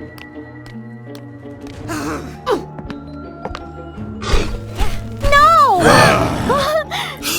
Forgive them, and I will obediently listen to you. Fine. Even without those fake imitations, they are useless anyway. But you must give up all those inventions. Who knows what happens if you turn things around again? However, Mario didn't know that Peach still had one final item, the Super Speed Mushroom. Thanks to the Super Speed Mushroom, Peach ran like a storm towards Mario, snatching the remote control from him. Unintentionally, during the struggle, accidentally the control was pressed, activating the missile. At that critical moment, Bowsette bravely rushed to stop the missile, but it didn't change the outcome. In the face of danger, Bowsette bit his lips and removed his turtle shell. It contained all of his power, the ability to enlarge and envelop everything.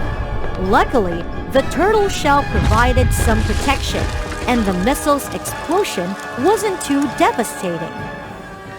We did it! We escaped! Bowsette is amazing! However, they couldn't celebrate for long, as without the turtle shell, Bowsette couldn't exist. What's happening? How can I be like this, Bowsette? For the first time in their long journey, they no longer quarrel with each other. You did great. I'm sorry. I can't continue to accompany you. Please continue on your path to break the curse. No! Without you, I can't do anything! Peach, do you remember what you told the girls? Each person can become a hero in their own life. I really like you. Miraculously, a bright line shone and spread everywhere. When the light faded away, Princess Peach returned to her beautiful appearance, and Bowser turned back into his imposing and powerful form with his shell on his back. what about Mario, the fake hero? Ahem! He received a lesson from the girls and revealed his deceitfulness in front of all the people across the kingdoms. Wait, why was the curse broken? After their long journey, Peach and Bowser proved that even a proud and weak princess like Peach or a villain like Bowser from the rumors could become heroes. And their true love for each other left no doubt. Today's story concludes. Thank you for your support. Each view is a tremendous encouragement for us to create more interesting new stories. Don't forget what she dreamed. Demon Lord couldn't imagine that the beautiful girl who was dancing in front of his eyes was now a brave man. This result was predicted almost 20 years ago. There is a prophecy spoken by the ultimate witch of the demon realm that the boy and the twins of Phoenix would dissipate the demon's force. Nonsense! Believing in the prophecy, Demon Lord Adonis brought troops to the god realm to root out the threat, waiting for the phoenix's birth, which made the seal weaken. However, as soon as the twins were born, the sky emitted a red aura, covering the whole temple. The sacred aura repelled the demons, causing them to retreat to the demon realm. Phoenix gave birth to a boy and a girl, Peacock and Eagle. Your Highness, it's Princess Eagle and Prince Peacock. Why the Princess Eagle? If she was a man, she'd be stronger. Soldier, announce that I gave birth to Prince Eagle, who will inherit my throne. And about Peacock, take him to the forest and take good care of him. Absolutely no one will know the truth. I'm so sorry. If the prophecy is true, surely Demon Lord won't leave it that way. To protect you, to protect the gods, I only have one way. That's how the two children's identities were swapped. The peacock, apparently male, grew up with the name Arya under the title of princess. Because of being isolated, Arya's personality was extremely unpredictable. He often got angry with his servants around. Even with Lila, the strongest descendant of the Guardian family, which specializes in protecting the gods. Who would have thought a favored and excellent woman like her have to protect the princess? Didn't everyone say Lila was gonna be Prince Aiden's partner? Yeah, I heard she was born with powers and abilities to detect poison very quickly. Well, too pity.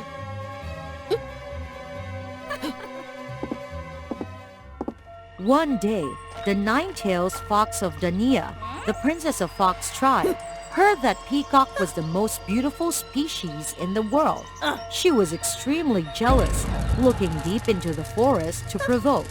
The most beautiful thing in the world looks like it's just some kind of old-fashioned turtle. No one ever comes to see me. Let's see if, after I smoke, your damn peacock can still hide in there. Unexpectedly, the breeze caused the flames to fall out of control, spreading everywhere. Because the fire is so strong, Lila is destroyed by force, from which there is no magic. For a descendant of the Guardian clan, this is no different from being an exterminator. Lila! Lila! What's wrong with you? There's nothing going to happen to you. I command... I'm fine, Princess. The best way to protect what you cherish is to become stronger. Don't surrender to adversity. Since then, Arya stopped ostracizing Lila like she used to. Day after day of hard training, she determined to be strong to protect Lila. One day, as customary once a year, the servant of the Phoenix brought a large bowl of medicinal water to Peacock, despite losing the magic. Lila recognized it as a poison bowl and immediately knocked it down. That night, after hearing a loud scream in her master's room, Lila stormed in and discovered her beautiful peacock princess turned into a bold and handsome man. What I've been taking for the whole time is a suppressant to my power and male hormone. The power will be revealed if I was too sad or angry, which made the Demon Lord much easier to realize that he has been deceived. Don't worry. I'll do my best to help you. Well, training and waiting for the right time to destroy him. Thanks to the espionage, the Demon Lord broke the boundary and stormed the temple. He destroyed the Phoenix and captured Eagle Aiden. Prophecy? That's lame. If you shut up, I'll take you to your sister. Well, I heard she's a good-looking girl. Very suitable for the available Demon Queen position. Whatever you do to me, never hurt my sister. You? I'm not interested in men. Despite not much contract or affection, Peacock and Eagle were still sisters, and Arya was heartbroken and about to save Aiden. Lila wanted to protect her master, so she tricked Peacock into sleep. And she pretended to be Peacock, looking for Demon Lord. Few people have met through Arya before. Moreover, Lila also has a very beautiful appearance, so Demon Lord has no doubt. It's much more beautiful than the rumor. Beautiful, so beautiful. Show me your enchanting dance, quick! However, this is not the real Peacock. She can't pretend the original dance. Wrong! You're an imposter! Soldiers, get her! Despite the perfect martial arts, Lila was subdued by the brutal power of the demon soldiers. Let her go! Due to the fact that too much poison were added into her body since she was a kid. Anesthetic couldn't beat Peacock Arya. After Lila left for a while, Arya quickly regained consciousness.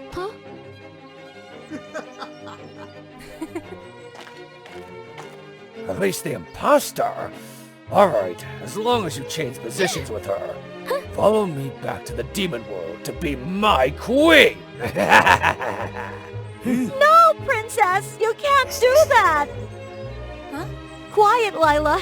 There's no place for you to speak. Fine, but before that, let me dedicate to my peacock dance. Don't you still want to see that? Quick, you're such my future queen. You really know what I want.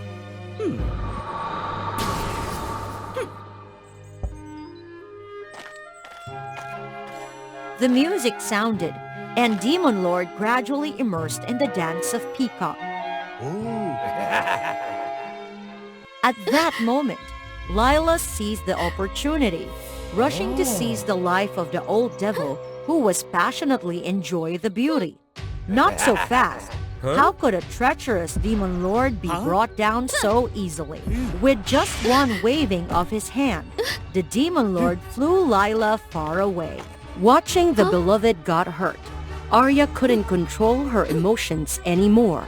Her eyes turned red. Her body emitted a reddish glow.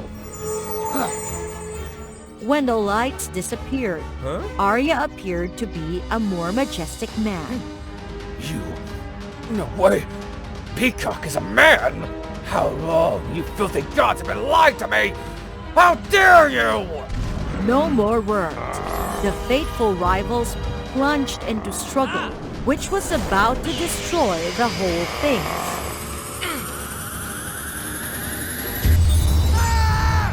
Demon Lord was gradually weakened, and one more hit was taken over by Peacock. What remains of a noble man holding supreme power is now but a cloud of black smoke that quickly vanishes to the unknown.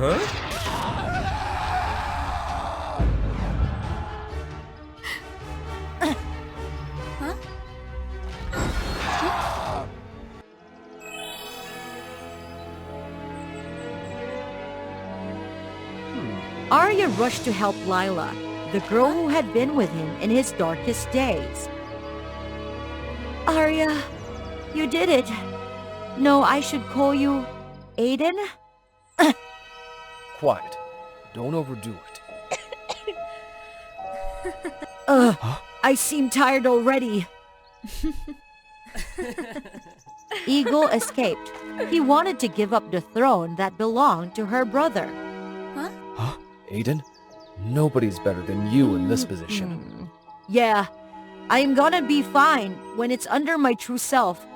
This day is finally come. Having no greedy for pride or fame, Peacock and Lila returned to the deep forest, living their peaceful, happy lives as before.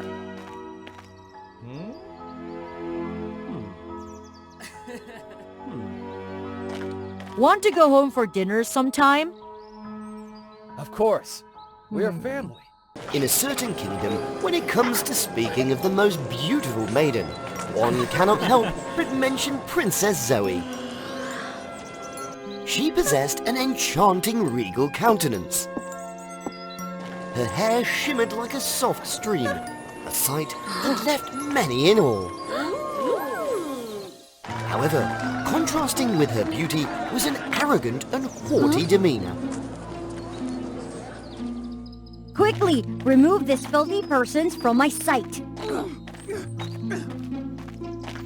Zoe was annoyed by all the poor, wretched, and ugly individuals, making them live in hiding like mice. Until one day, Zoe suddenly fell gravely ill, unable to eat or drink anything. The king, her father, was deeply concerned. He sought all sorts of rare remedies to cure her. Eventually, the princess's condition began to improve. But Zoe realized that her once luscious hair was no longer as beautiful as before. What is happening to my hair? Gradually, her hair fell out completely, leaving her with a bald head. From a confident person, Zoe turned into a despondent soul, insecure about herself. Princess, be gone! Be gone! Looking into the mirror and seeing her own ugliness, Zoe felt even more despondent. Huh? That's right. I must find Silas, the most skilled sorcerer in the kingdom, to make my hair grow back. And so, on that night, while everyone was fast asleep, and no one could see her bald head, Zoe secretly sneaked out of the castle to find the sorcerer. Entering the sorcerer's abode, an eerie feeling enveloped Zoe. What does the bald princess seek from me? I want my hair to grow back. With that attitude, it's impossible. Please, help me! Well, fine. Come with me quickly. Silas led Zoe to a room where there were many sets of wigs. These wigs will make the princess even more beautiful. I'll choose this one. You can't. This one, if worn, will surely bring trouble. No, I will buy it.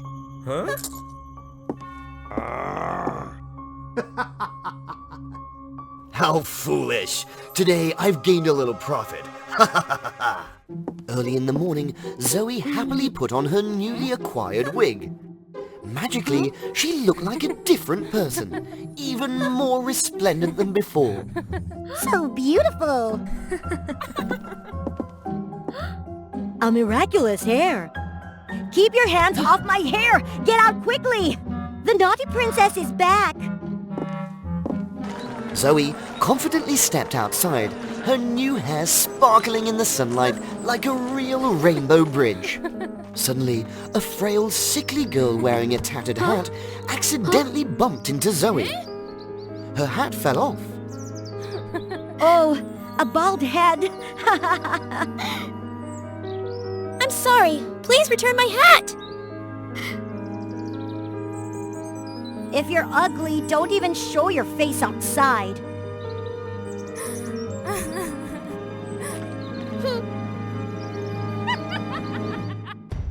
Zoe's delight grew as she played her little prank.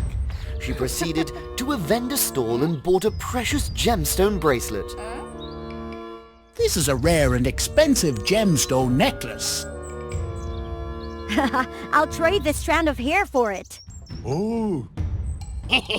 But as she pulled her hair, she was suddenly struck on the head, leaving her dazed. Ouch! Who's there? Frustrated, Zoe walked away from the mocking gazes and suppressed laughter of the onlookers. I'm so annoyed. I must find the one who struck me discreetly. You don't need to search. It's me.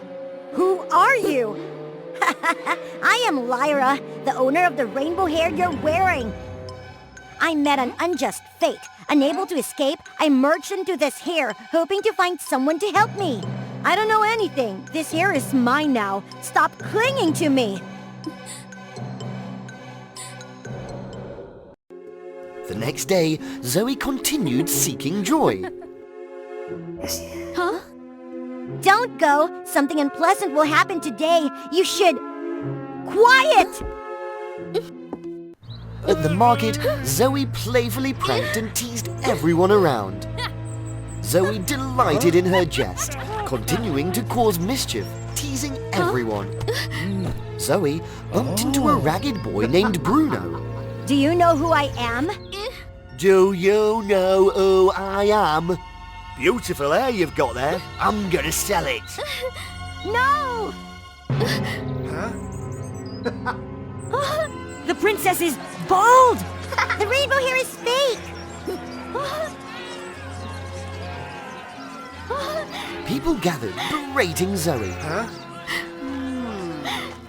The image of beauty and power she once held in everyone's eyes shattered. I warned you, but you didn't listen. I understand this feeling because I've been through it too. When I was alive, I possessed a magnificent rainbow hair. But because my husband was gravely ill, I had to sell my hair to a sorcerer to get money for his treatment. However, he deceived me, pretending to be sick, and used that money to propose to another girl. Someone as ugly as you doesn't deserve me. Get out of here. Out of my indignation, I left this world.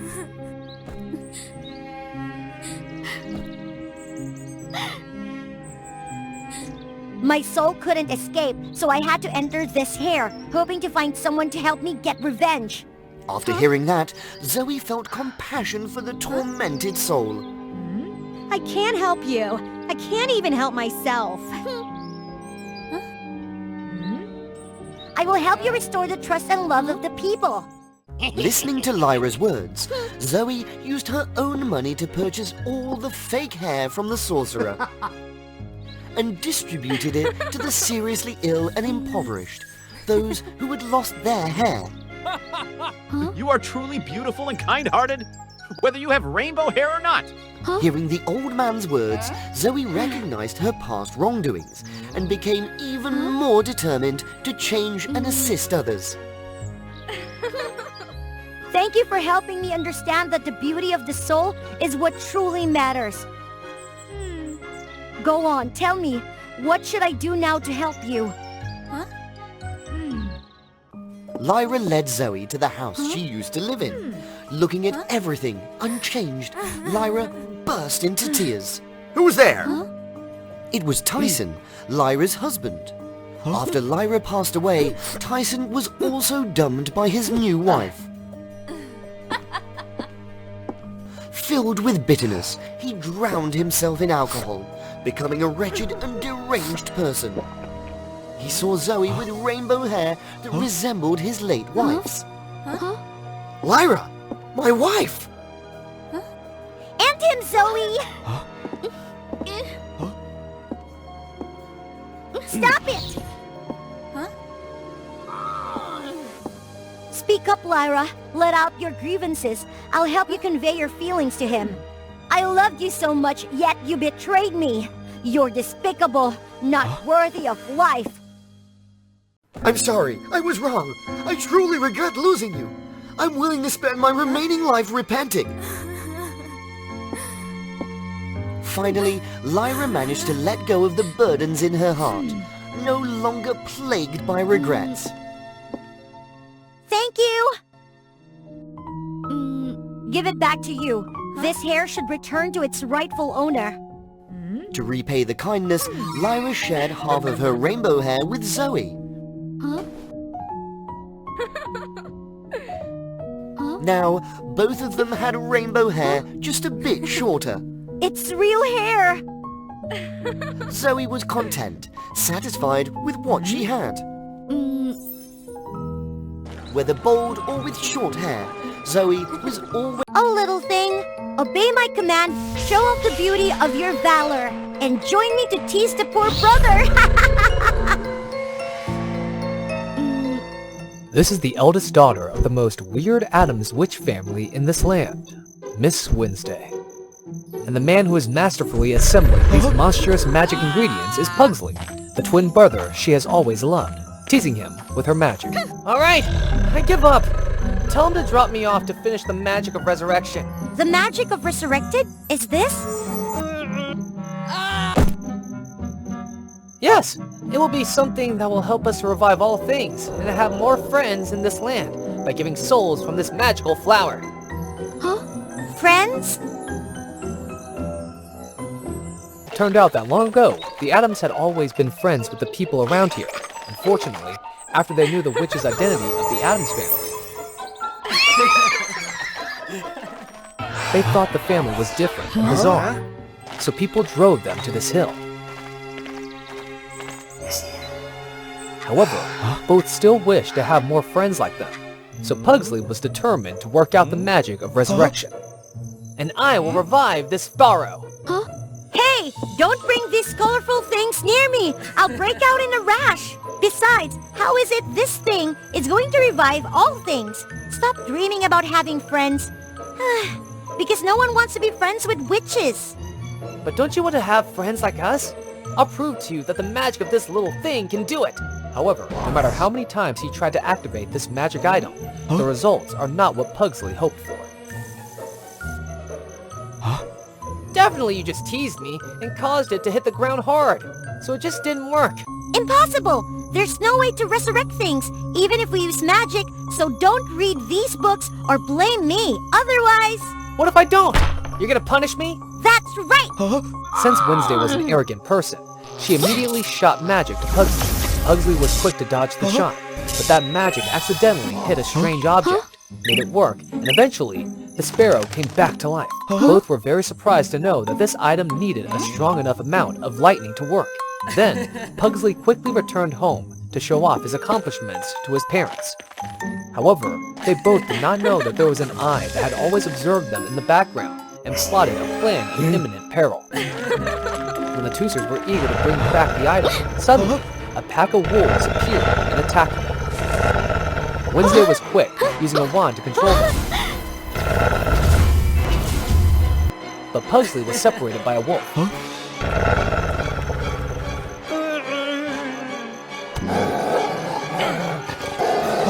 Not only that, while Pugsley tried to resist, he accidentally slipped his hand and caused the precious item to almost fall to the edge. When Pugsley was hanging by a thread, a shadow slid over and supported the wolf's claws for him. Get lost! Pugsley! Are you alright? I'm okay. Thanks to this guy, I was saved. Thank you, but you're a vampire, aren't you? But if you're a vampire, you usually have to live in dangerous high mountains, not live near people like that. Well, I am Vance, a vampire living in the west of this territory. I haven't had enough food to spare these days for the winter, so I was looking for food around here, and accidentally saw the two in distress. So I quickly helped you guys, and was injured like this. Seeing Vance hurt, Pugsley took Vance to Adam's home in haste, but Wednesday was still skeptical about this guy.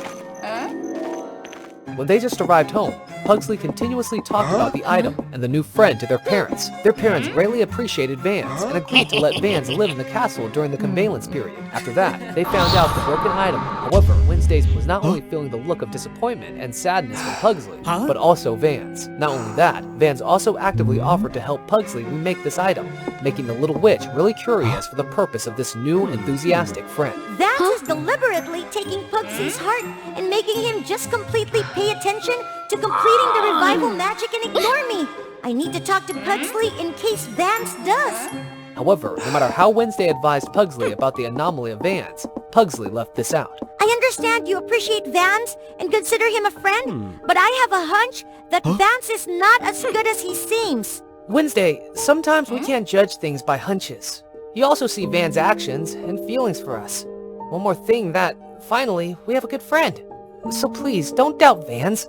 Then, Pugsley kept going into the room to finish the job. Maybe Pugsley's right. We always wanted to have good friends, but now when we had, I was suspicious and overly subjective about the person. While Wednesday was indifferent to Pugsley's words, she suddenly heard the noise inside the room. When Wednesday came in, she saw that her parents and Pugsley were allergic to the magic cake that Vans had made, but she did not understand what was happening. Vans immediately controlled her with colorful glasses, which she feared the most in the words of Pugsley. The atoms have finally been knocked out of my hands. As it turns out, Vans was an evil vampire, once heard of the Addams family from their freaks in the land, so he had been exploring the family for a long time, particularly as he witnessed the magic resurrection. Vans decided to approach Pugsley to repair it.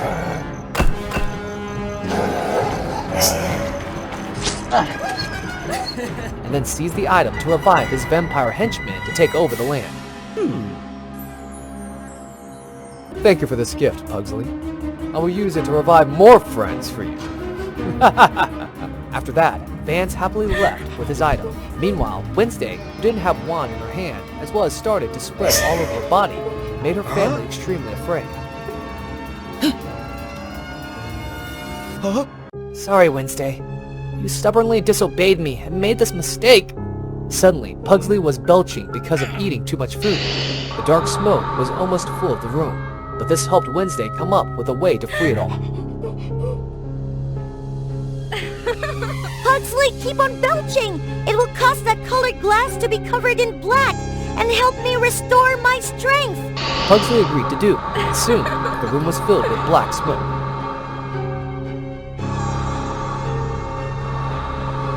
Finally, Wednesday recovered her strength, regained her wand, and unleashed magic on everyone. After that, Wednesday decided to go with Pugsley and find Vans to stop his evil plan. They followed the lightning stream down to the village and found out Vans had used the item to revive the henchmen and started to attack the villagers. Wednesday immediately used the wand to control the vampires, but they were not only strong, but also flying very fast, making her unaware. Even though Wednesday's wand was broken by a vampire. We can't keep fighting these vampires. There are too many. Yes, we can't have enough time to save the whole people, so we need to find another way. When they were talking, a bolt of lightning hit the big trees nearby and created a fire, causing the vampires to panic away. That's right, Pugsley. These vampires are scared. Fire! However, my wand was broken, so it couldn't make a big fire. Then use this. But this is your achievement if we burn it. This is the item that Vans and I made, but it ended up being something which was harmful to our family and people. So I'm willing to pay this price to make up for my sins. Sorry, Pugsley. I can't give you a good friend, but despite not having friends, I hope we stay together and help each other as we do now. Then, with Wednesday's magic ingredients and spells, the frightening fire of magic rushed in the witness of people. Surrounded on four sides by great fire, the vampires panicked and were gradually defeated. Moreover, Vans was almost devoured by the fire when he injured his wings, so he decided to turn into a bat and fled. Eventually, Vans' entire henchmen were destroyed. Finally, the light was brought back to the people. We did it! Are you a witch of the Addams? Although both wanted to hide their identity from the people, but it was impossible. No wonder we've seen you guys so familiar. Moreover, Look how the fire that you two caused defected on everything around here. But it was thanks to your fire that we could escape the vampires. So, we thank you very much for saving us, although we chased your families away from the old days. So, we also want to try to be friends with good witches like you. Thank you very much! Witnessing the help of their sisters to the people, they decide to make a party to welcome the Addams back into the village. Then, the journey and challenge with the new friends of the Addams sisters continued. What would it be like if one day you could explore your unique spirit animal's essence? What? Have I become a crow fairy now? Don't forget to subscribe to WOA Fairy Tale to continue following the story. In a world filled with injustice, the fairy race, known as the fairies, was considered a noble and powerful class. In contrast, ordinary humans were considered the lowest class. Heidi's family was no exception. Her mother was seriously ill due to the oppression of the fairies, and her younger sister was overly playful and spoiled. Heidi had to work hard every day to support her family. Growing up, Heidi had a shy and reserved nature, making it challenging for her to share her emotions. She longed to become a fairy, to gain respect and rescue her family from poverty. Recently, rumors had surfaced in the city about a magical stone that could transform humans into fairies. I must obtain that stone. But the high-ranking fairy named Levi owns it! Are you not afraid? Heidi disregarded the danger and followed what she knew to the location where the stone was kept. There it is! Why would someone guard such a valuable item so carelessly? When Heidi touched the mystical stone, a miraculous event occurred. Wonderful! I am now a fairy! But why a crow? Because the crow symbolizes your determination, rebirth, and renewal, as well as your dedication. In truth, the crow is the spirit animal within your soul. My magic will help you reveal that. So that's it. Unfortunately, Heidi was caught by the stone's owner. How dare you trespass on my property? You will have to make amends by becoming my bride. What? Never!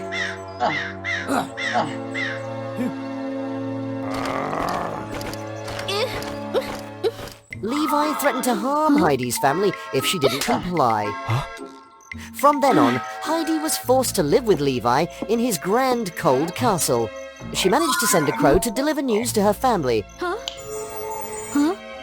This is our betrothal! You are not allowed to remove it! During the initial period, she despised him.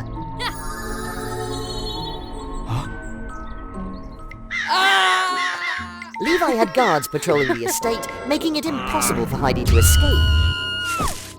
Heidi tried various ways, but her efforts were in vain. Despite her resistance, Levi always treated her gently, as if she were a true princess, showering her with care. But that didn't mean she was lowering her guard. She loathed these fake fairies more than anyone. Since becoming a crow fairy, Heidi had undergone some unusual changes. Adapting had been difficult. One fine day, Heidi started to see Levi differently. Oh no! A monster is approaching my old village!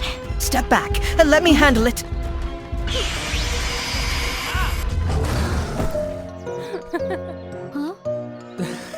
Heidi was deeply moved by Levi and shared her family's situation with him. I've already taken care of your family. As long as you stay with me, there's no need to worry about anything. Their time together became more peaceful. Heidi began to open her heart and explore the culture and history of the fairy race. The fairy race believes in valuing individuals, believing in their own worth and unique talents. I think you also need to find your passion and interests. For the first time, Heidi began to live for herself and do what she loved. Gradually, she developed feelings for him. She realized that he was different from the deceitful fairies outside. He loved all beings, including humans, and always stood up for them. He believed that the fairy race's excessive individualism had led them to mistreat those who were weaker.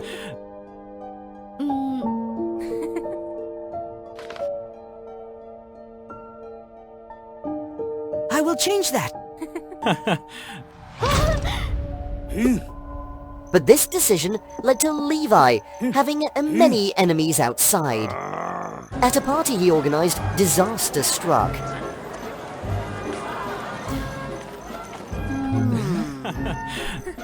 Is this Levi's wife? I heard she used to be a human. How pitiful. The taunts and gossip made Heidi feel humiliated and hurt. She had to find a way to escape from there.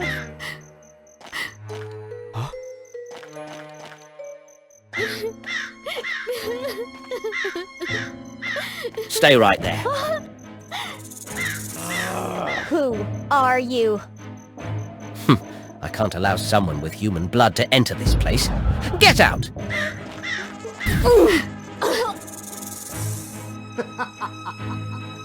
Heidi had never endured such humiliation.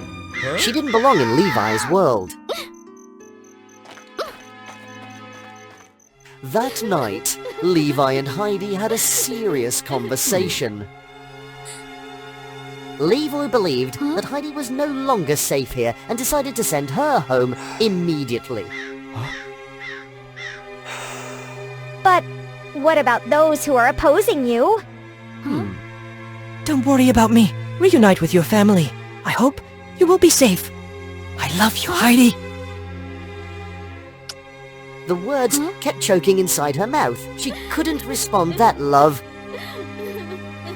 She didn't have the courage to overcome her shyness and insecurities.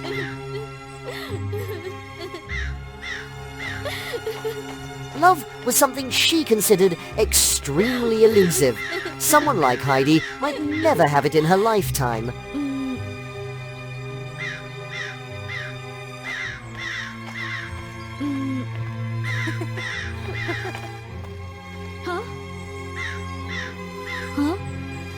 What a beautiful mansion. Levi really kept his promise. However, despite the wealth, her family wasn't happy. Well, you're back, sis. Heidi's younger sister Hallie regretted not helping her earlier and was remorseful for being careless.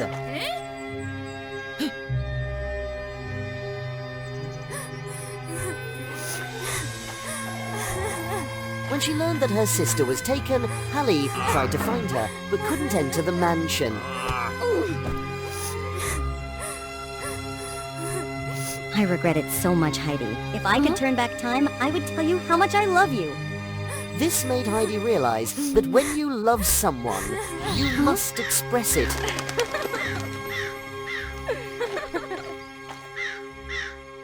Heidi decided to return to Levi to confess her feelings.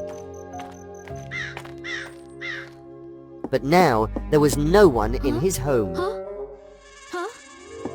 The master has been captured by Corey! He asked me to give you this letter. Corey and Levi were two fairies leading the Supreme Court. While Levi aimed to change the injustice, Corey wanted to torment or even exterminate humans. Why do you have to fight for humans when humans can never love you? To prove his point, Corey had cursed Levi.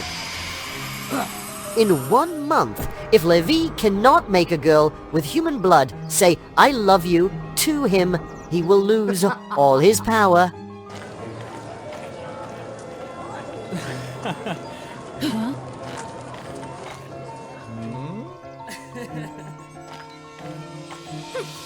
From the beginning, everything had been part of Levi's plan. From spreading rumors about the magical stone to intentionally not guarding it. Levi transformed Heidi into a crow fairy to ensure her safety and be with her. As the deadline of 1 month approached, he returned Heidi home. He loved her deeply. sorry. If only I had been more courageous that night. Huh? Heidi unleashed her crow power and rushed to find Levi. But it was too late. The 1-month deadline had passed. Levi was in excruciating pain, feeling his powers draining away. Huh? You monster! Remove the curse on Levi now, or I will report you. You're such a foolish girl. Watch this.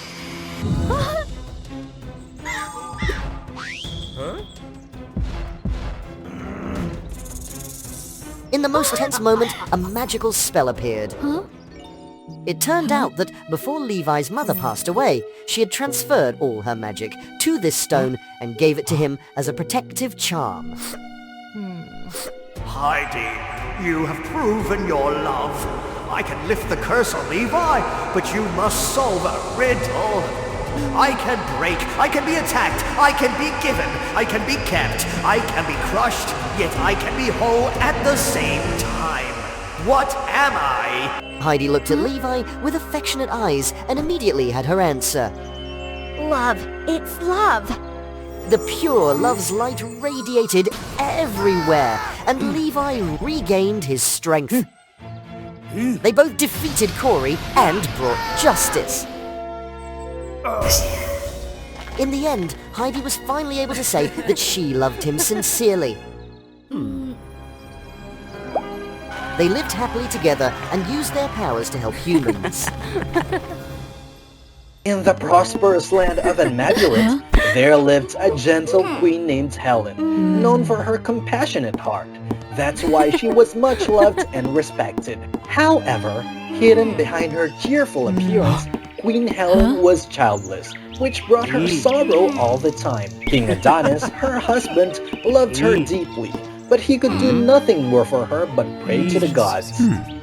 Unexpectedly, sometime later, Queen Helen became pregnant, which brought immense joy to the entire palace. After 9 months and 10 days, Queen Helen struggled to give birth to a little princess whom she named Midori.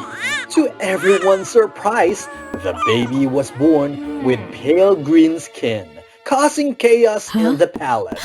The queen looked at her daughter in astonishment, unable to speak, but her own health was exhausted, and she sighed and passed away, leaving the entire kingdom in mourning and sorrow. From that moment on, King Adonis was hurtful and had less favorable feelings towards Princess Midori. 18 years later, Midori had grown into a beautiful, talented, and kind princess, much like her late mother. However, all the palace servants kept their distance from her because they thought she had been the reason why their benevolent queen was no longer in the world. Especially since she was a kid, Midori had possessed a magical power whose origin she hadn't known, nor why her father, the king of the land, forbade her from using it. With this power, she desired to help people and animals around her, but each time she did so, it always led to trouble. Once, while practicing archery, a sudden gust of wind caused her arrow to veer off course, heading towards a bird. She quickly used her magic to alter the arrow's trajectory, saving the bird from being harmed. As she embraced the bird, her father, the king, appeared. His face turned red with anger. I strictly forbid you from using magic. Why are you so disobedient? But father, if I didn't use magic, this bird would have died. You don't understand anything. Your magic is the cause of all our misfortunes.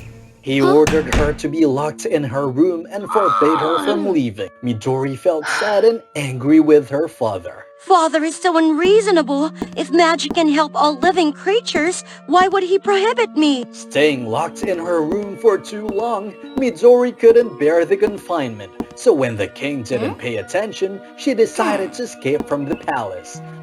While wandering, she witnessed the pack of ferocious wolves attacking a young sheep in a village. Without hesitation, she used her magic combined with her green skin to intimidate the wolf and protect the sheep. The wolves fled, and the lambs were safe. Midori felt satisfied with her action, but to her surprise, the villagers misunderstood her as a monster who was trying to eat their sheep. Look! Everyone! The monster is harming our sheep! They approached her with sticks to drive her away. Midori couldn't explain and only knew to run away quickly. She returned to the palace, butchered and bruised. The servants looked at her with fear and avoided her like the plague. Except for Maurice, her loyal attendant, who always stayed by her side, caring for and comforting her. The king, upon knowing Midori's use of magic and the ensuing events, punished her once again. She constantly clashed with the king due to his unreasonable rules. Midori always felt very sad and lonely. Why does my father always prevent me from using magic? Doesn't he care about these innocent creatures? Maurice could only comfort the princess, helping her ease the inner sorrow. Princess, I believe the king must be hiding something. Or else, why would he forbid you from doing such good things? Hearing Maurice, Midori couldn't help but doubt her father, the one she loved the most. One day, when the king was away, Maurice and Princess Midori discovered a secret room in the palace. Getting inside, they found glass containers holding tormented souls, screaming in hopeless despair. It's a pity for those kind souls. Does the king keep them here to use as ingredients for dark magic? According to Maurice, when these tormented souls gathered during a lunar eclipse, the person who possessed them would gain boundless power. It seemed the king had been preventing Midori from using her magic to protect his own dark plans. In that room, Midori suddenly discovered a secret treasure chest. That is the magical bead necklace containing the most powerful magic left behind by the benevolent Queen Helen for the princess. And only you are the true owner who can touch it. Princess, please release those unfortunate souls. It is perhaps the queen's wish for you to do so. Witnessing the poor souls trapped in the glass containers, Midori couldn't help but feel sympathy. Driven by her compassionate heart, Princess Midori takes the bead necklace, and its power radiated from her. Miraculously, her magic spread throughout the room, lifting the glass containers that held those souls, floating them in the air. Surprisingly, the glass containers converged into one point and shattered completely. The liberated souls transformed into a radiant light and ascended into the sky. Princess Midori was overjoyed to have helped these souls, but suddenly Maurice smirked and smiled cunningly. My naive and fool princess, you've helped me fulfill my wish. It turned out that those souls were not kind-hearted beings, but magical demons created by Maurice and subjugated by the king. Years ago, Maurice led these dark spirits to attack Queen Helen with the goal of obtaining the magic bead necklace, believing it would make her the most powerful being in the world. The timely intervention of the king ruined her plan. But she cunningly sealed the dark force within Queen Helen. Then, she swiftly escaped. Little did anyone suspect that she had been hiding all this time, disguised as a servant, to approach the princess. She exploited the rift between the king and his daughter to accomplish her sinister objectives. You cunning woman, deceiving me for your own ambition? Maurice was really joyful with her successful ambition. She clapped her hands, summoning the dark spirits, who transformed into terrifying malevolent entities. The malevolent spirits gathered around Maurice, empowering her further. Maurice used her magic to wound Midori and took the valuable bead necklace from her. She was about to eliminate the princess when suddenly the king rushed to shield his daughter. The king was furious that his daughter had fallen into Marissa's trap, but he still loved and cared for his only child. Maris, it was her who used magic to curse Queen Helen while she was pregnant with you, causing your strange green skin, and I didn't want you to face the same fate as your mother. I can't believe all this time you've been right in front of me. You've only realized it now, but it's already too late. I now possess the most powerful, malevolent souls within me, along with this magical bead necklace. What can you possibly do to me? Do you even know what that magical bead necklace you're holding really is? In an instant, the bead necklace in Marissa's hand transformed into water and dissipated.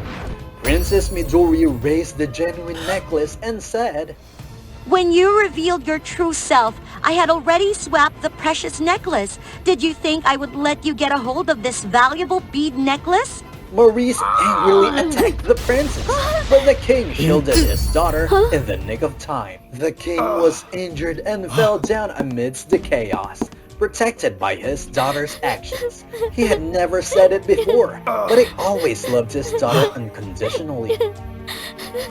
I'm always proud of you, my dear. Princess Midori, looking at her wounded father, felt regret for her past disagreements with him. She realized that she needed to be strong. Holding the bead necklace in her hand, Midori summoned the radiant souls, merging them into herself, and her power surged exponentially.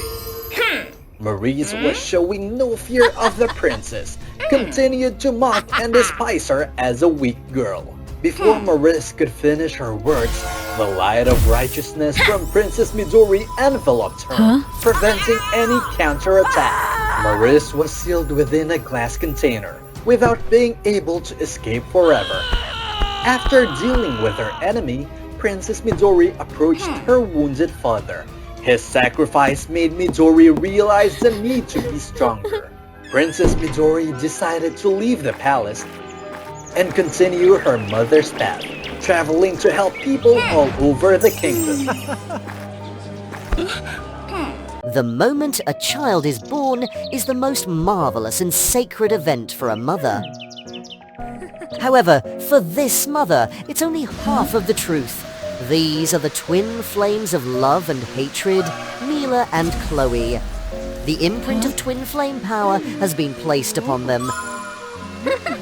They are two parallel souls, forever bound to each other, able to understand each other's emotions and experiences. Please subscribe to WOA Fairy Tale to follow the story. There's an age-old rule: love gives birth to hatred.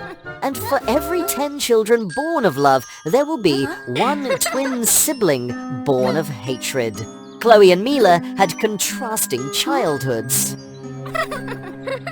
Chloe couldn't make friends or get along with anyone. Mila, on the other hand, was incredibly cheerful and friendly, easily winning everyone's love. Mila received all the love and attention from their mother, while Chloe only received indifference.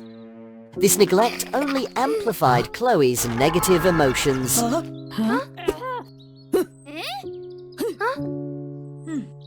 Mila always tried to comfort Chloe, but it couldn't diminish her sadness. Unfortunately, the twins' mother passed away in an accident, leaving them with no one to lean on. Despite their different personalities, their twin flame connection prevented them from abandoning each other.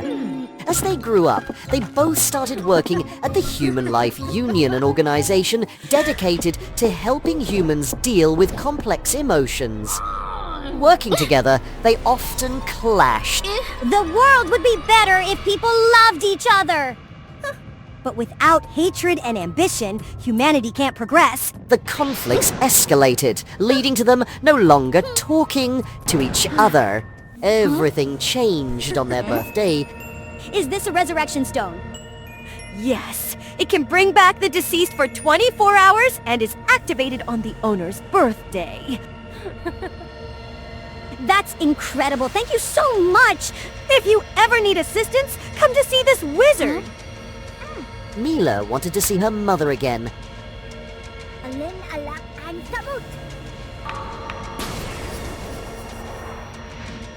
There were many things she wanted to say to her, especially a belated farewell. However, this stone belonged to dark magic that Mila was not familiar with, and she couldn't complete the resurrection spell.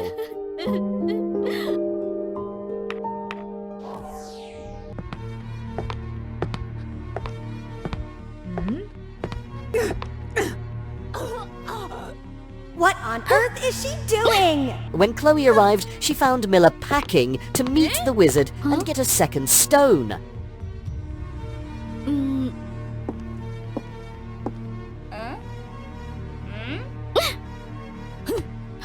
You're insane! Why resurrect that wretched human? You know how much pain she caused me. But I loved our mother unconditionally. And I believe deep down you still have some love for her, right? Come with me! Chloe hesitated and reluctantly agreed.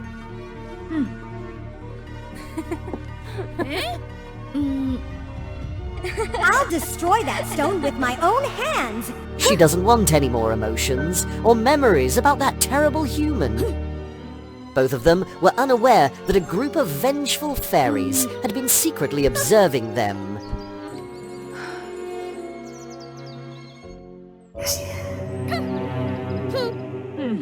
They entered the human world and inquired everywhere about the whereabouts of the wizard.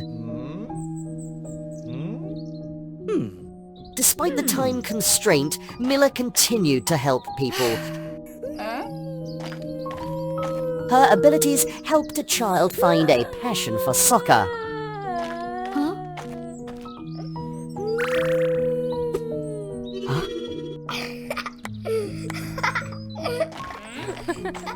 A mother used all her willpower to get to the hospital in time. Two lovers overcame their differences to be together.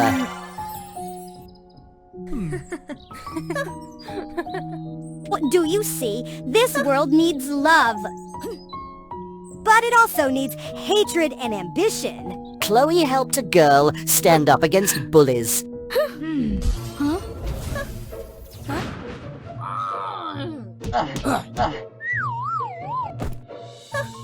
And a police officer successfully caught a robber. Both of them began to understand each other's importance and the necessity of balancing their abilities. Along the way, they reminisced about the memories they shared with their mother. Although Mom criticized me and showed favoritism, it motivated me to excel. And Mila has always been there, never abandoning me. Finally, they met the wizard. The stone has already been purchased by someone else, but I can create a new one from your angelic wings. I agree. You're being selfish. If you lose your angelic wings, you can't help anyone anymore. And all for a few hours with Mother. It's not worth it. But love makes me blind. It makes me selfish. You wouldn't understand. Huh?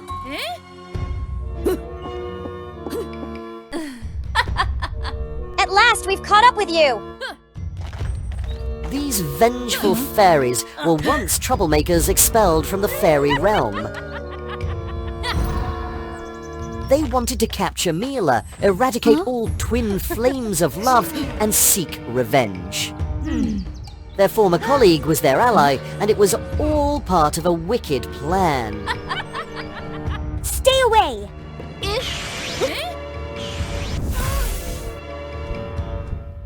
In the process of fleeing, Mila's angelic wings were torn, and time was running out. With her wings in tatters, she could no longer use them for the resurrection spell. Those malicious fairies were relentlessly pursuing them. Have all our efforts been in vain? The last time I saw her cry like this was when... Please don't cry anymore.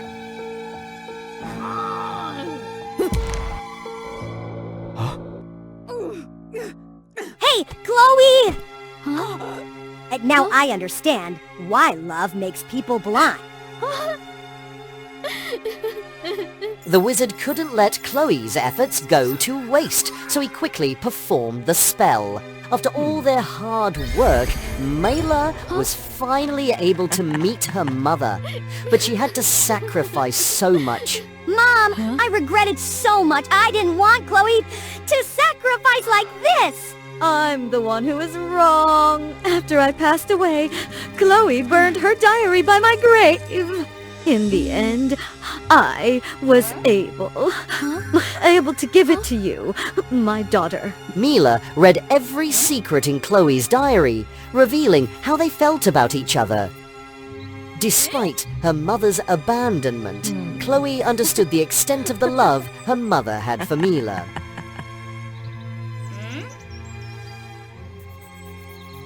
She consoled herself with that borrowed love.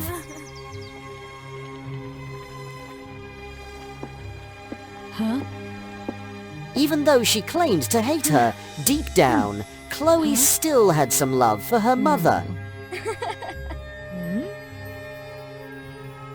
Chloe had a list of things she wanted to do with her mother, but couldn't due to her indifference. Reading that list, Mila was touched to realize that Chloe had become a second mother to her. Chloe had always cared for her that way, but their different beliefs kept her distant from her beloved twin sister. I promised to convey our mother's apology to Chloe.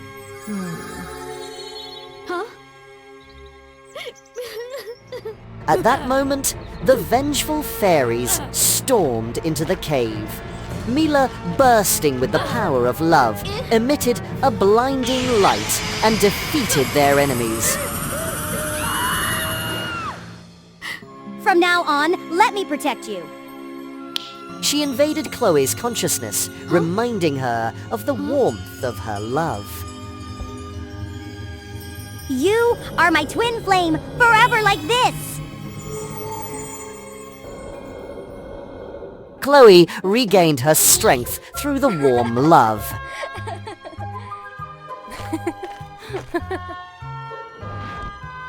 From that moment on, the two sisters lived happily together.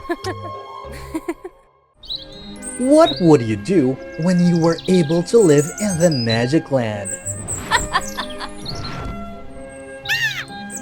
Magic Land was where people all had the ability of using magic since they had been born. They used those magics to serve their own life.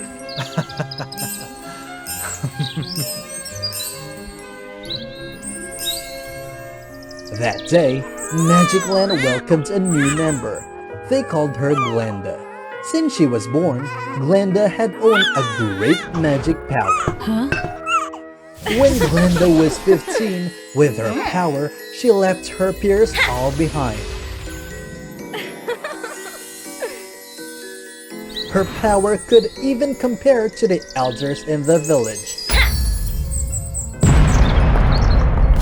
So that, the elders always worried that their position would be taken away by Glenda's power. By sweet words, they always advised her to control her power for not making people around her injured. Glenda believed that, so she tried her best to control it, prevent it from exploding, but her magic power would never decrease. They couldn't stay there and wait her to develop more. The elders came up with another plan. They performed some rituals to seal a part of her magic power. Although she didn't want it to happen, she still did it because she thought about the safety of the people she loved. When the ritual was about to be performed, Glenda's mother suddenly came and interrupted it. Stop it! You're not allowed to harm my daughter! We just steal a part of Glenda's power. We won't harm her. This is a necessary thing for all of the people in Magic Land. Mom, it's okay. I voluntarily do that. No, they're fooling us! A friend of mine who works for them heard that they want to take all of your power, even your life away. Being afraid that everything would be ruined, the chief of the village used his power to attack Glenda's mother. No! Mom! Perform the ritual, now! The elders immediately recited the mantra to control Glenda's powers. However, it's not enough to weaken her magic power. It seemed that the rage inside had made her power explode. The elders were all knocked out far away. Mom, are you alright? I'm alright. Afraid of being destroyed by Glenda, they had to bow down to beg her.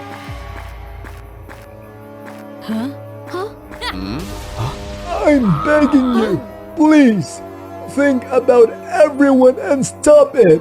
We will let you use your magic.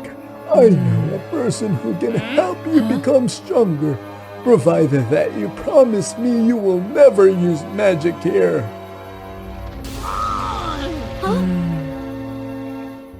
After waiting for her mother to recover, Glenda decided to leave the village and look for the one that he had mentioned.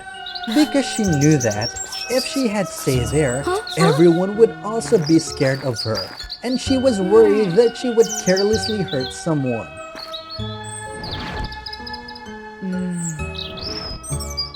That talented man lived alone on the top of the highest mountain in the region.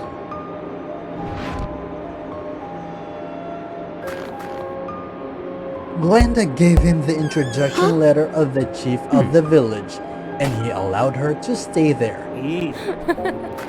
During the time staying there, the master gave her the strange lessons to practice. She had to keep a small leaf balanced on her head.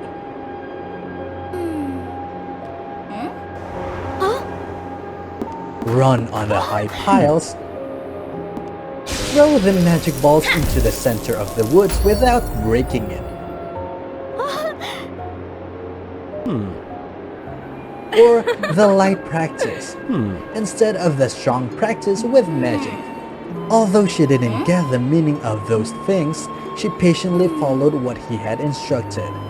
Until one day, she realized that her power didn't get better. It was even weaker than before. She was up all night tossing and turning, couldn't hold her curiosity back. She came to ask her master. Now I am able to control her power. And I can also place some seals to prevent the power from exploding. The time ahead, I don't need to worry about that anymore. You connected with them to trick me? Glenda, it's not what you think. I'm leaving here! If you dare to do that, I will take all of your power away. You're all unreasonable! When she was about to use her magic to attack her master, she realized that her body had no strength.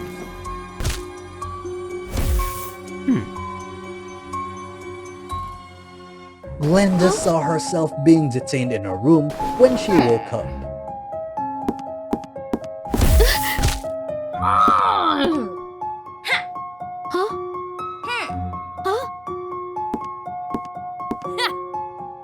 Glenda, calm down and listen to me. I won't listen anything! I believed you, but you are not different from those guys. All of you just want to take my power away!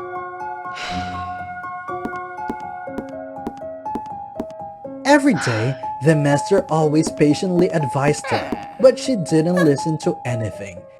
In those days, she just tried her best to break all of the magic seals. In the end, with her intelligence and outstanding magic talents, she was able to break all the seals and got her magic back.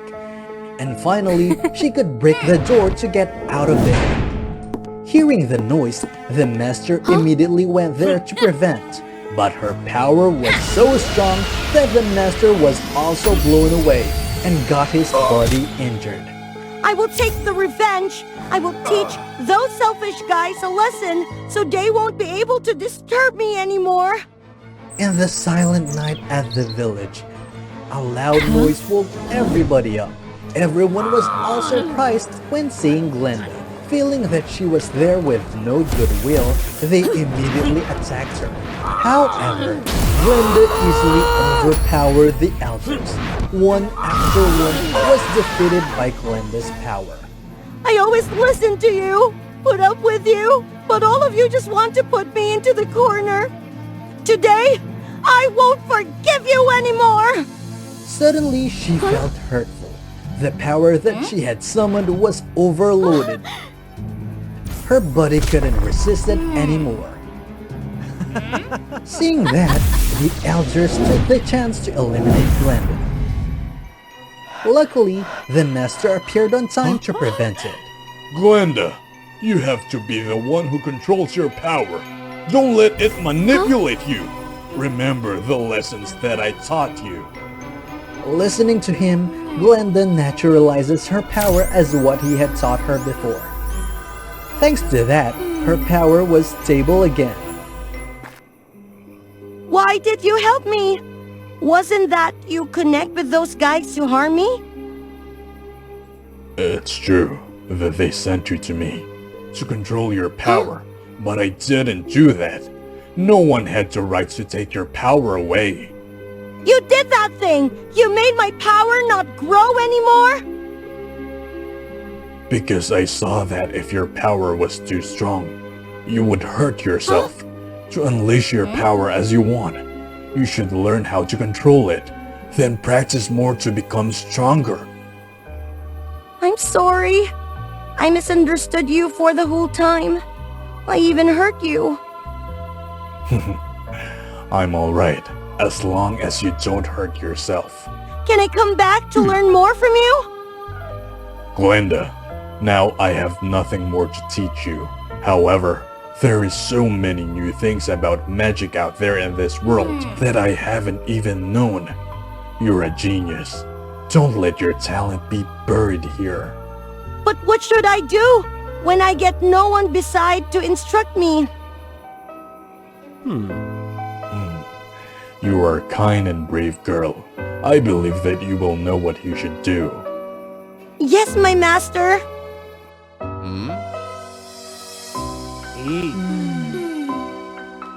Glenda said goodbye to everyone and set out.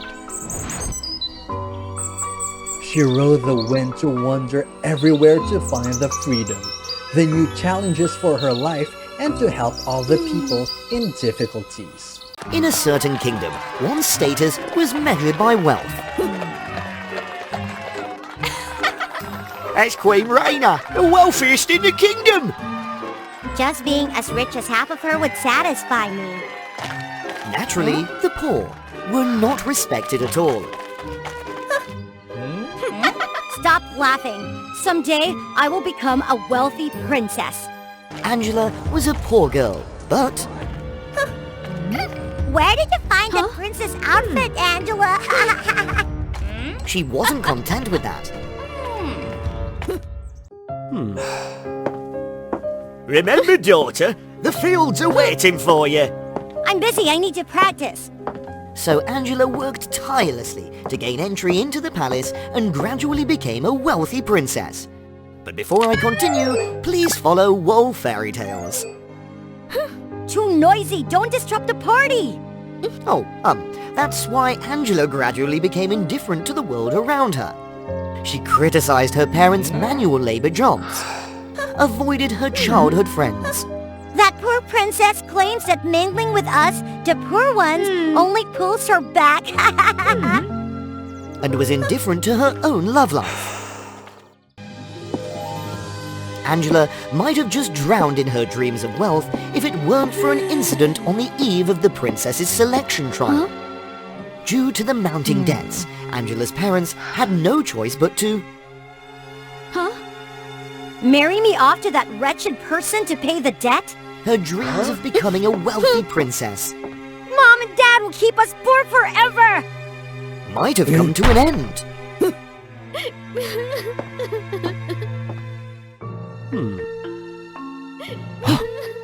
What's that noise? Find out immediately, Peter. The Queen was curious to know about the girl who had stirred things up. Angela, frustrated, recounted everything, from her efforts to her arranged marriage and... I want to be rich, to be a princess. They just belittle me. You are indeed wealthy, young and capable of anything. Capable of what? Without money? The poor princess couldn't have imagined. The Queen wanted to switch bodies with her. Because Prince Peter was about to ascend the throne, and she was growing tired of court affairs, wanting to live in seclusion. Of course, Angela was terrified. But when Queen Raina painted a series of visions of wealth...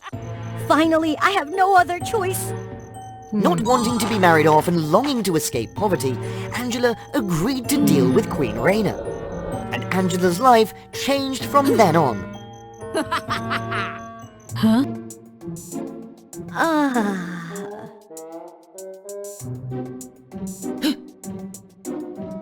Huh? Where am I? Is this the Queen's palace? It's not a dream. We've swapped bodies with the Queen. I'm rich now! I'm truly rich! But somehow, Angela felt extremely weak in her new body. As for Queen Raina...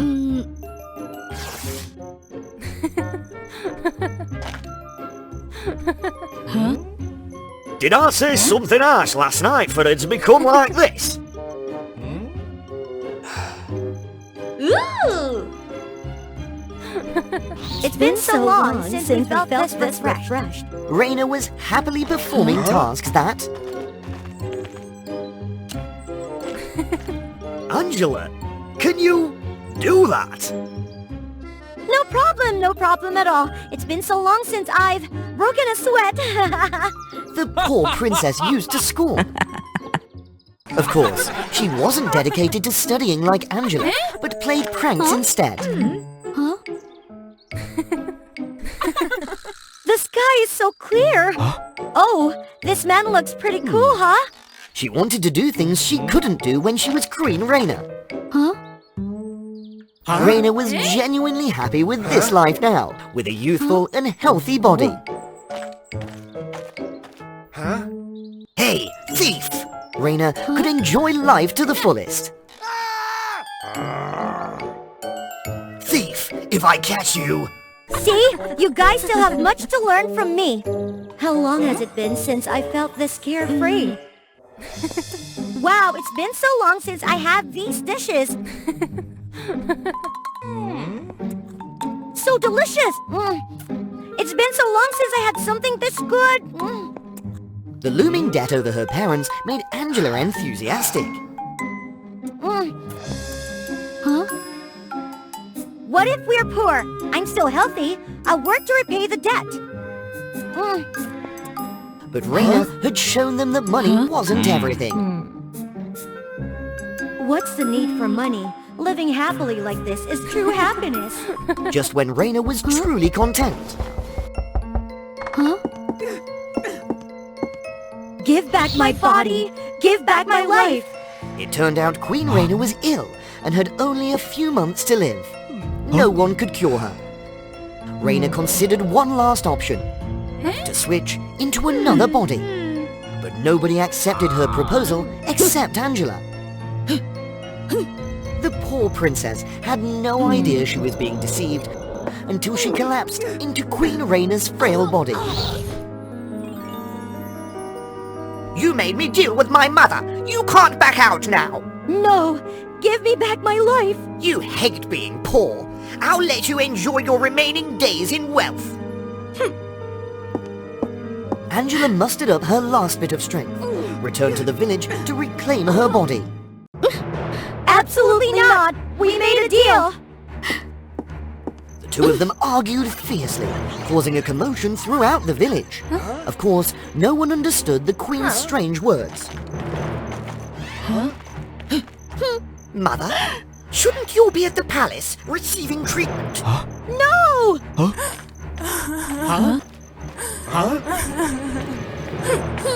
You stole my life! You stole my family! How could you abandon your own son?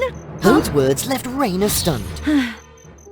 They made her remember her youth when she did everything to become wealthy, to become the Queen. Because of that, she gradually grew indifferent to her family and life. Just like Angela does now. Later, when she fell ill and became weak, she realized how much she had missed. Where is she? Open the door. I'm here to take the bride. It was time for Angela's family to marry off their daughter to repay the debt. Raina had planned to capture this man, but she didn't expect... Our daughter won't go. Ha! Stop! The village was calm and the villagers rejoiced at the achievements of the poor princess. These prices, they shouldn't belong to me. The feelings everyone had for Angela... Could it be? I'm taking away her love too? ...made Raina start to regret. No, it's okay. We made a deal, it's fine. Why is everyone... Prince Peter had let the wicked nobleman go. You broke the promise. You even reported me. I must seek revenge. Fortunately, Prince Peter arrived just in time to rescue his mother. Release me! Release me! Why are you doing this? Are you okay, Peter? Mother, I mean, no, I'm fine. By now, Raina understood. There were some things she couldn't give up, and some things she couldn't take away from others. She's very weak. Weaker than when you hadn't switched bodies. I don't know how long she has left to live. That just means we have to act. I'll give the girl her body back. You won't survive. It's okay. These few days of reliving my youth are more than enough for me. Angela's youth is priceless. I have no right to take it from her. But what can Mother do now? I will go, it's certain. But I can spend my last days with you, Peter. But Angela, she wanted to switch with Mother, didn't she? Angela is too young. She doesn't understand. But now, I believe the girl has learned how wealthy her life truly is. In the dense and dangerous Amazon forest, nobody knew about the existence of a peculiar creature, the mermaid, the only surviving member of the mermaid tribe. She was the guardian of a treasure hidden at the bottom of the river, yet she had no idea of its true value. For Mira, the precious gold and silver that humans desired were nothing more than playthings she enjoyed with the underwater creatures. Mira noticed a squirrel falling into the water and hurried to rescue it. Little did she know, fate had brought her face to face with her destiny. It was none other than John, a renowned explorer. John, accompanied by Phil and a small group of soldiers, ventured into the Amazon forest in search of treasure. Despite their days of arduous exploration, they hadn't found any traces yet. When the entire expedition reached a drier water area, Phil suddenly spotted glimmering specks of gold at the riverbed. Without hesitation, he swiftly collected those small pieces of gold. Gold! It's gold! His soldiers heard him and became excited, searching for gold along the riverbed. However, John paid no attention. He was solely focused on the squirrel struggling in the water. Fortunately, the poor squirrel was revived by John's artificial respiration and regained consciousness. The group continued to collect gold, unaware that a mermaid was watching them. It was Mira. She gazed dreamily at John. He truly is a strange young man. Instead of picking up gold, he saves a squirrel? At that moment, Phil glanced around and noticed Mira observing them. A mermaid! John immediately followed Phil's gaze, and their eyes met. Afraid, Mira drove underwater and disappeared. Get the mermaid! However, one soldier, too engrossed in collecting gold, paid no attention and continued venturing into deep waters. Unfortunately, he became the prey of a crocodile. Quick, get out of here! After Mira returned to her dwelling, she remembered what she had just witnessed and was instantly drawn to John's kind-hearted nature, disregarding material possessions, while cherishing the nights and days. Meanwhile, John was also fascinated by the discovery of the mermaid's existence. He began sketching drawings of the mermaid in his notebook. As for Phil, he secretly planned to capture the mermaid and present her to the king, hoping to gain wealth and fame. I must certainly capture that mermaid. However, to catch the mermaid, they had to overcome a gigantic crocodile. Phil recalled the scene when he discovered Mira earlier, and a sinister smile gradually spread across his face. The next day, Phil and John returned to the Amazon forest. Mira once again reunited with the love of her life. Suddenly, John's boat encountered a mishap, and he fell into the river in a peculiar manner. John tried to call for help, struggling to stay afloat, but no one on the boat heard his cries. From a distance, a gigantic crocodile emerged on the water's surface and started rushing towards John. In a critical moment, Mira saved him from the jaws of the crocodile. Escaping the crocodile's grip, Mira took John to her hiding place. Here, John faced Mira at such close proximity for the first time. He appeared bewildered and worried. Mira suddenly discovered her own drawings in John's notebook. She became immensely delighted. Observing this, John gradually let go of his guard towards Mira.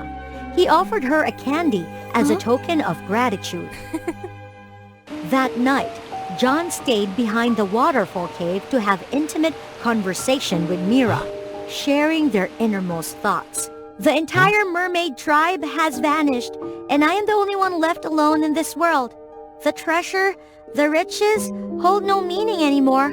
The only companion I have is the crocodile who helps guard the treasure. Mira, it's all in the past. I will take you to a grand and safe castle, where there will be no lurking danger anymore. Humans have harmed our entire lineage and desire to possess the treasure of the Amazon. My mother sacrificed herself so I could escape.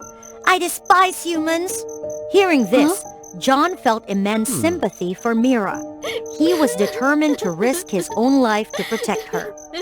The next day, as they sat happily conversing by the edge of the waterfall, a sudden large net descended upon them. Phil approached with a wicked grin. It turned out he had devised a plan for John to lure Mira, using him as bait to ensnare her. Release her! Mira, you must trust me. I have no knowledge of this scheme. John, you are a betrayer. John is not worthy of your love. Hate him instead. Despite Phil's promise to John about releasing Mira back into the mighty river, the reality proved different as he brought her to a luxurious castle and even presented her as a gift to the king. You cannot take her away! Step aside. Oh, I should thank you for helping me capture her, shouldn't I? After being bestowed upon the king, Mira found herself in a grand hall within the castle, confined within a colossal fish tank. She became an exhibition for neighboring nobles to marvel at. Mira refused to accept her captivity, exerting all her strength in futile attempts to escape from that prison. After numerous unsuccessful endeavors, Mira felt powerless and gradually abandoned her resistance. John knew that Mira had become a plaything for the human race and fervently wished to find a way to liberate her from that wretched existence. However, Phil always had vigilant henchmen who closely monitored and thwarted his every effort. I've caused Mira to suffer. I am truly a despicable person. I must rescue her at all costs and make those villains pay dearly. As night descended, John stealthily attacked the guards who were watching over Mira. The commotion awakened Mira from her slumber. Before her lay a fierce and intense battle.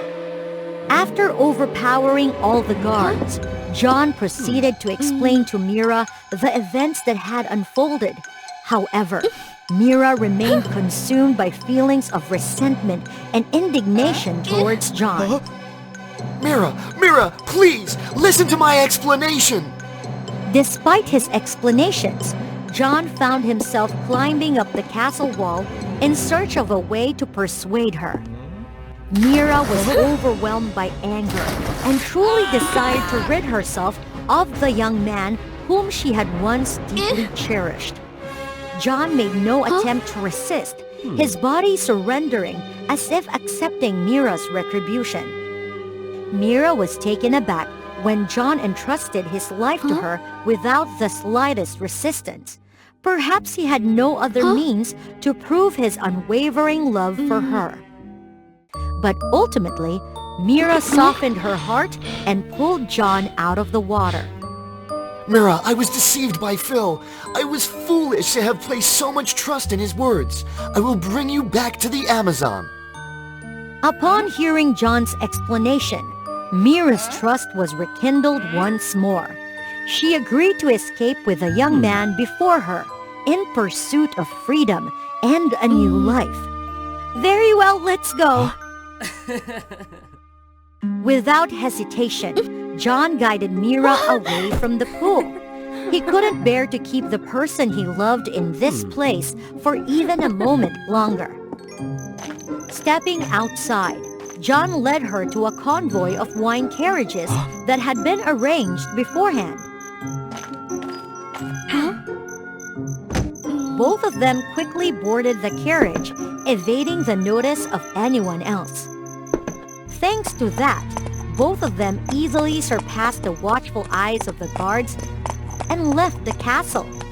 Traveling throughout the night, the following day the convoy arrived at the Amazon. Seizing the moment when the convoy paused for rest, John guided Mira away from there and delved deep into the jungle.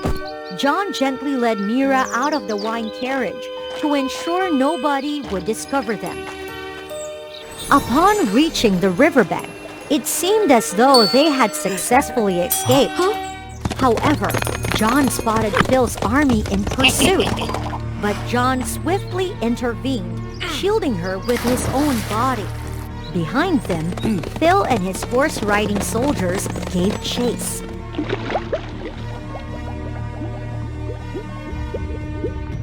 Go get them!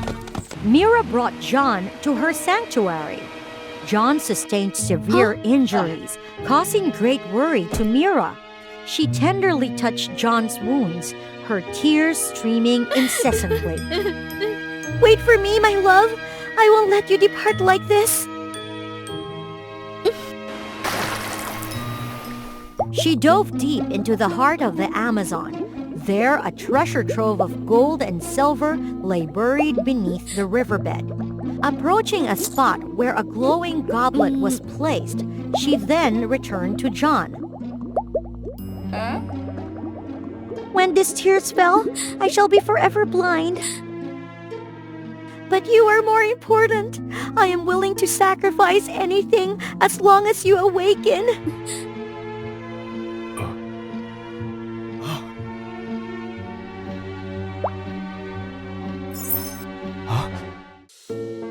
Gradually, John regained consciousness, yet he realized that Mira could no longer see.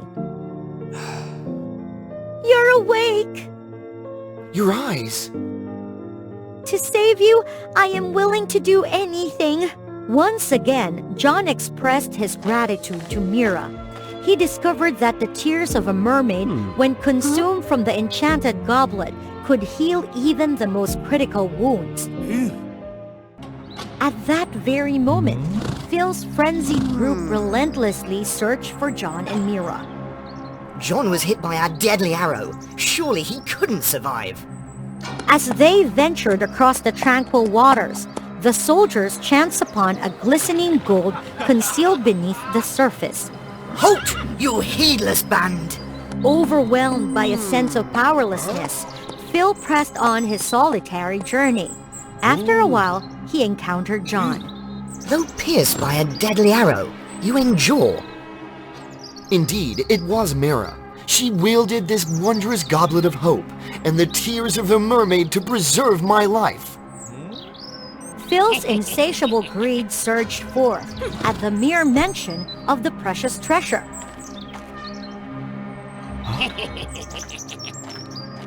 John, let us join forces and apprehend Mira, claiming the Amazon's treasure as our own. Material possessions hold no dominion over me. No! You're crazy! In the state of terror, Phil's henchmen scattered in every direction.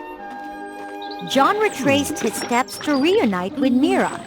Through the genuine love bestowed by John, Mira's sight was restored. Together, they reveled in blissful harmony within the enchanting embrace of the Amazon forest. In the realm of precious gemstones, the diamond lineage stood as the mightiest. They were magnificent gemstones, radiating a luminous beauty and possessing an unparalleled durability. Alas, a volcanic cataclysm a century passed. King Yellow Diamond and Queen Red Diamond gave their all to forge an unyielding diamond barrier.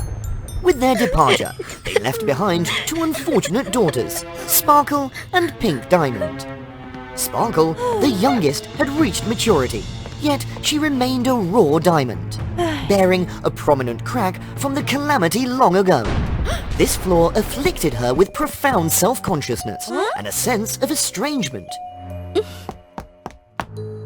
In contrast to Sparkle, her elder sister Pink Diamond epitomized both beauty and authority in the kingdom.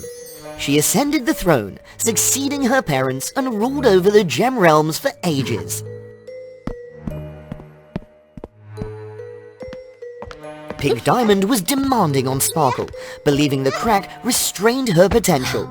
Sparkle hastened to the fiery forge for training, transform into a diamond to erase that blemish, the lineage's bane. Sister, you're truly overbearing! Despite relentless effort, success eluded her no matter how hard she tried.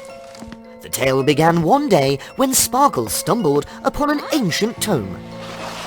Could a very volcano sealed by our parents possess true magic? A magic that could mend a scar on my face? With excitement, Sparkle shared her discovery with Pink Diamond. No, that place is treacherous. Many have perished due to the creature residing there. But Sparkle's desire to prove herself and forge her own path propelled her forward. So that very night, she journeyed to the volcano's peak, accompanied by Emerald and Sapphire. They too were gemstones marked by imperfections, which had led to their isolation. They found a way to manipulate the diamond soldiers. But if we don't, we'll forever be the ones looked down upon. But if we don't, we'll forever be the ones looked down upon. Fear not, Sparkle. The volcano has slumbered undisturbed for ages. There's no reason for it to erupt now. Indeed, all we need to do is go there, mend our bodies' cracks, Then return to restore the original diamond barrier. Having deliberated, Emerald, Sapphire, and Sparkle pooled their strengths, drawing energy from the moonlight to conjure a resounding explosion. Huh? Oh. Huh? What is this? It must be the doing of those nefarious trio. Calm down, everyone. Alone, she couldn't mend this barrier, for it had been built by her parents, and it required a great deal of magic to rebuild. Soldiers, protect the barrier. I will seek out the other three. Oh? Emerald, Sapphire, and Sparkle journeyed through the night to reach the fiery mountain. Emerald, Sapphire, help me secure the rope. I will plunge into the fiery mountain.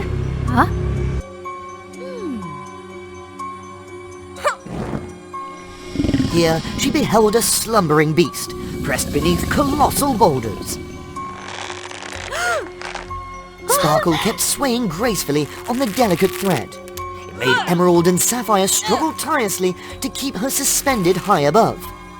Regrettably, Sparkle brushed against jagged rocks, inadvertently releasing the monster and awakening it from slumber.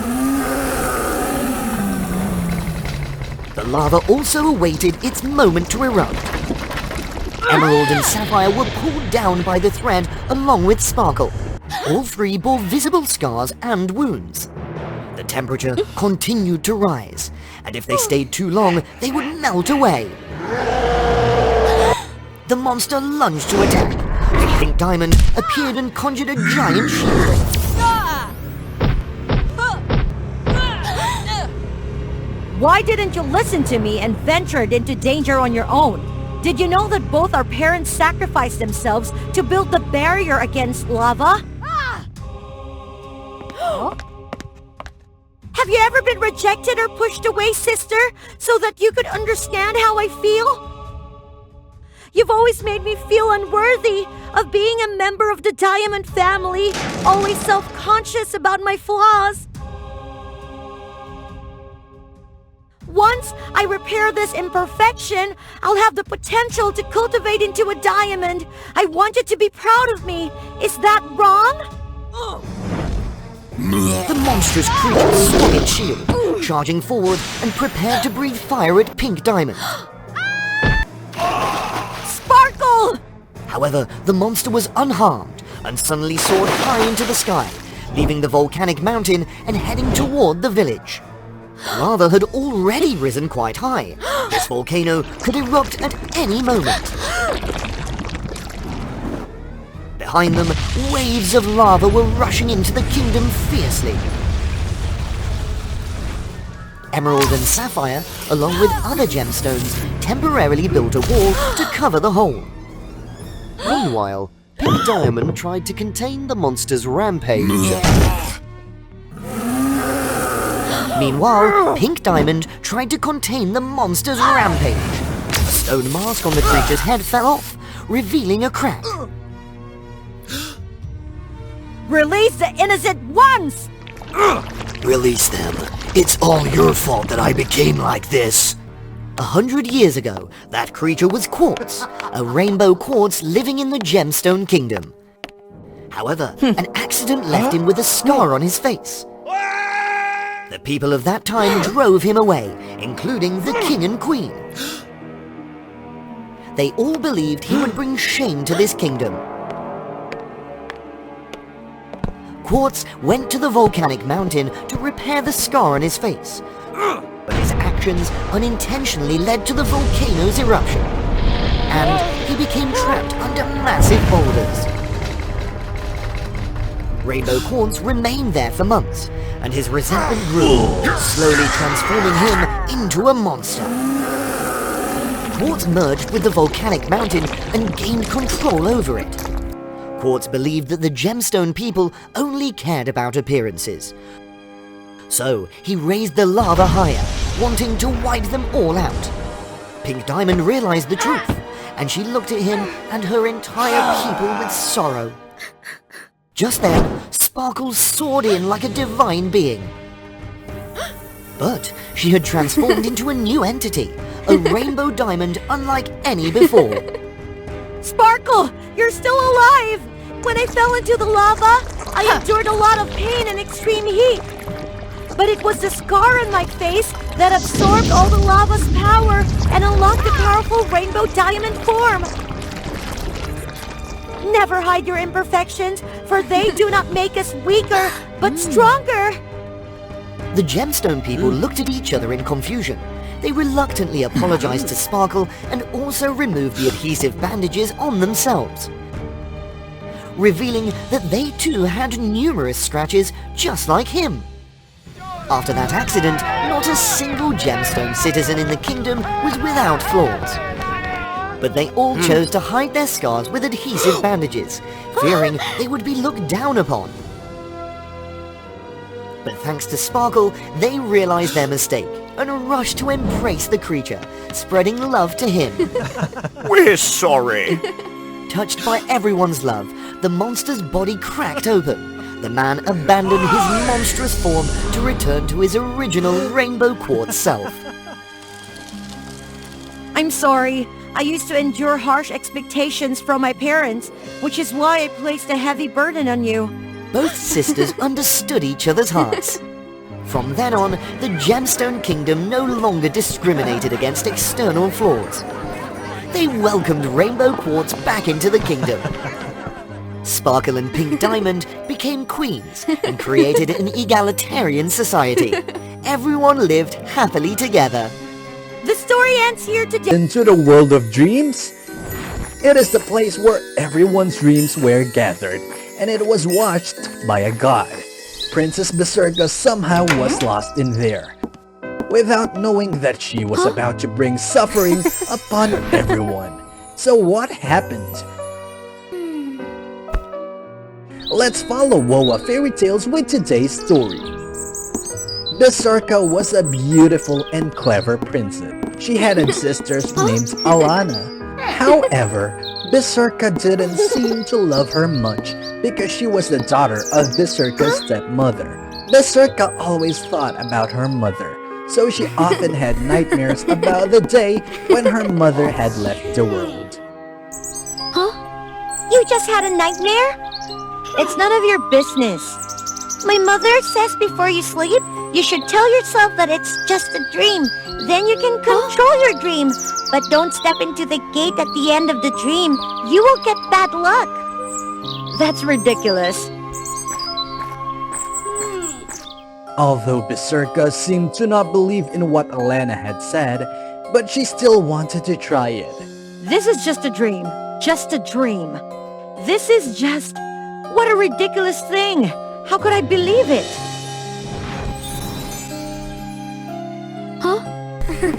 Unexpectedly, Berserka could enter the dream successfully. She eagerly controlled everything as she wanted. Suddenly, she saw a strange gate.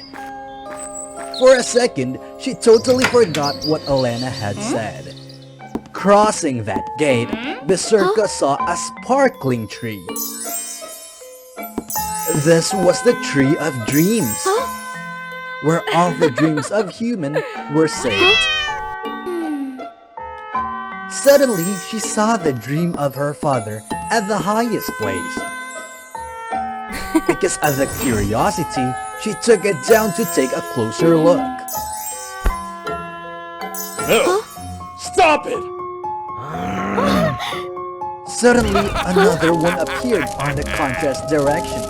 Quickly put a nightmare on the place of the dream which had just been taken out. Not yet understood what was happening, she was pushed out of the dream. Berserka startled up, thinking that it was only a dream. However, suddenly she saw a strange man in her room. Who are you? Do you know what did you cause? What did I do?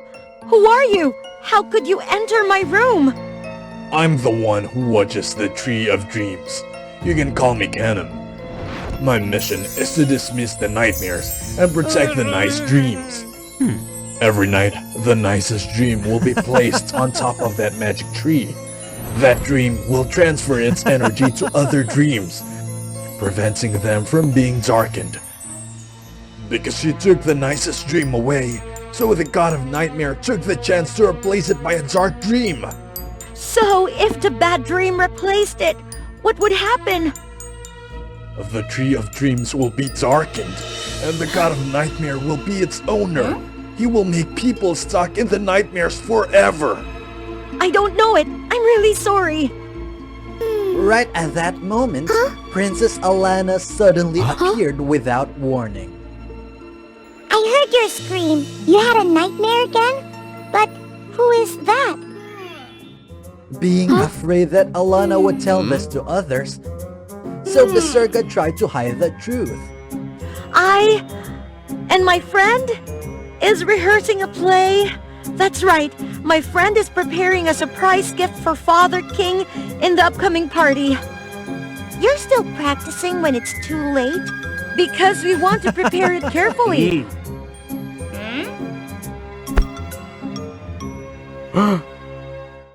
All right, quickly get back to your room and sleep.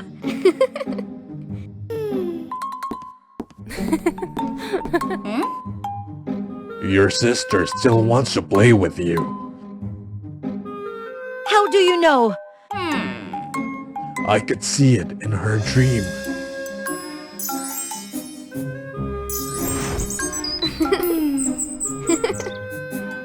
Back to our business. Now what do we have to do? Now, we have to get back there quickly and stop him before it's too late.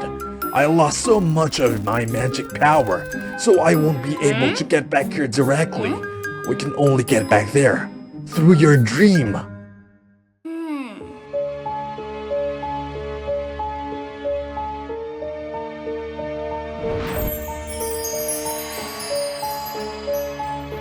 A while later, the two finally reached the Tree of Dreams. But Kenan didn't expect that his tree had been darkened so fast like that. Thinking everything's done, the god of the nightmares happily left. The light of the tree went out. Kenan's magic power gradually lost. Both of them were depressed, and they just waited for the worst thing to happen.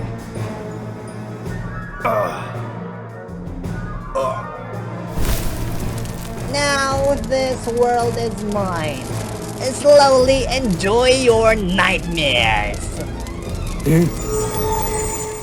Suddenly, Berserka heard a laugh coming from the Tree of Dreams.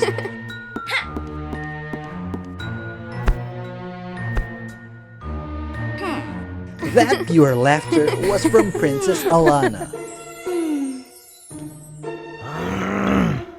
That dream has a really strong power. Quickly, put it on top of the tree! The princess immediately did what he said, because the nightmares controlled the tree, so she was not able to fly up anymore, but she had to climb up by herself. After struggling for a while, Berserka finally reached the top of the magic tree.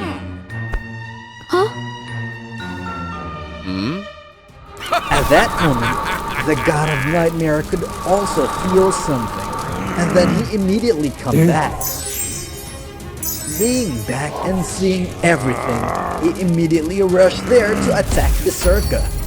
Kenan tried to use his last weak power to prevent him. But at that moment, the god of nightmare still gained the upper hand. He easily defeated Kenan.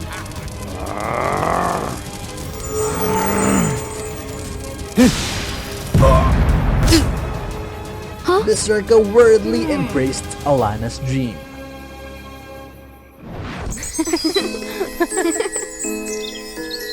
Suddenly, Alana's dream shone bright.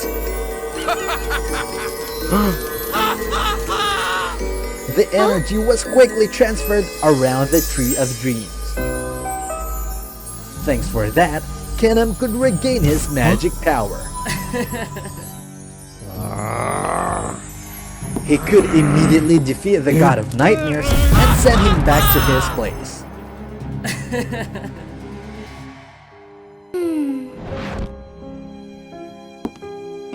I'm sorry for causing troubles to you. No problem. Anyway, you helped me to solve all the problems. Maybe I should come back. It's regretful when knowing that I will not be able to see the Tree of Dream again. You can come here anytime you want. Really? As long as you don't touch our dreams. Of course, I learned a valuable lesson. Thank you so much. Now I have other things to do. Just like that, Berserka happily escaped from the dream. Then, she immediately went to find Alana. After the night before, she didn't hate that little girl anymore. She came closer and played with the little girl. So wonderful! I dreamed of this last night. I know. The princess could finally realize the sincere love of Alana for her, and she promised herself that she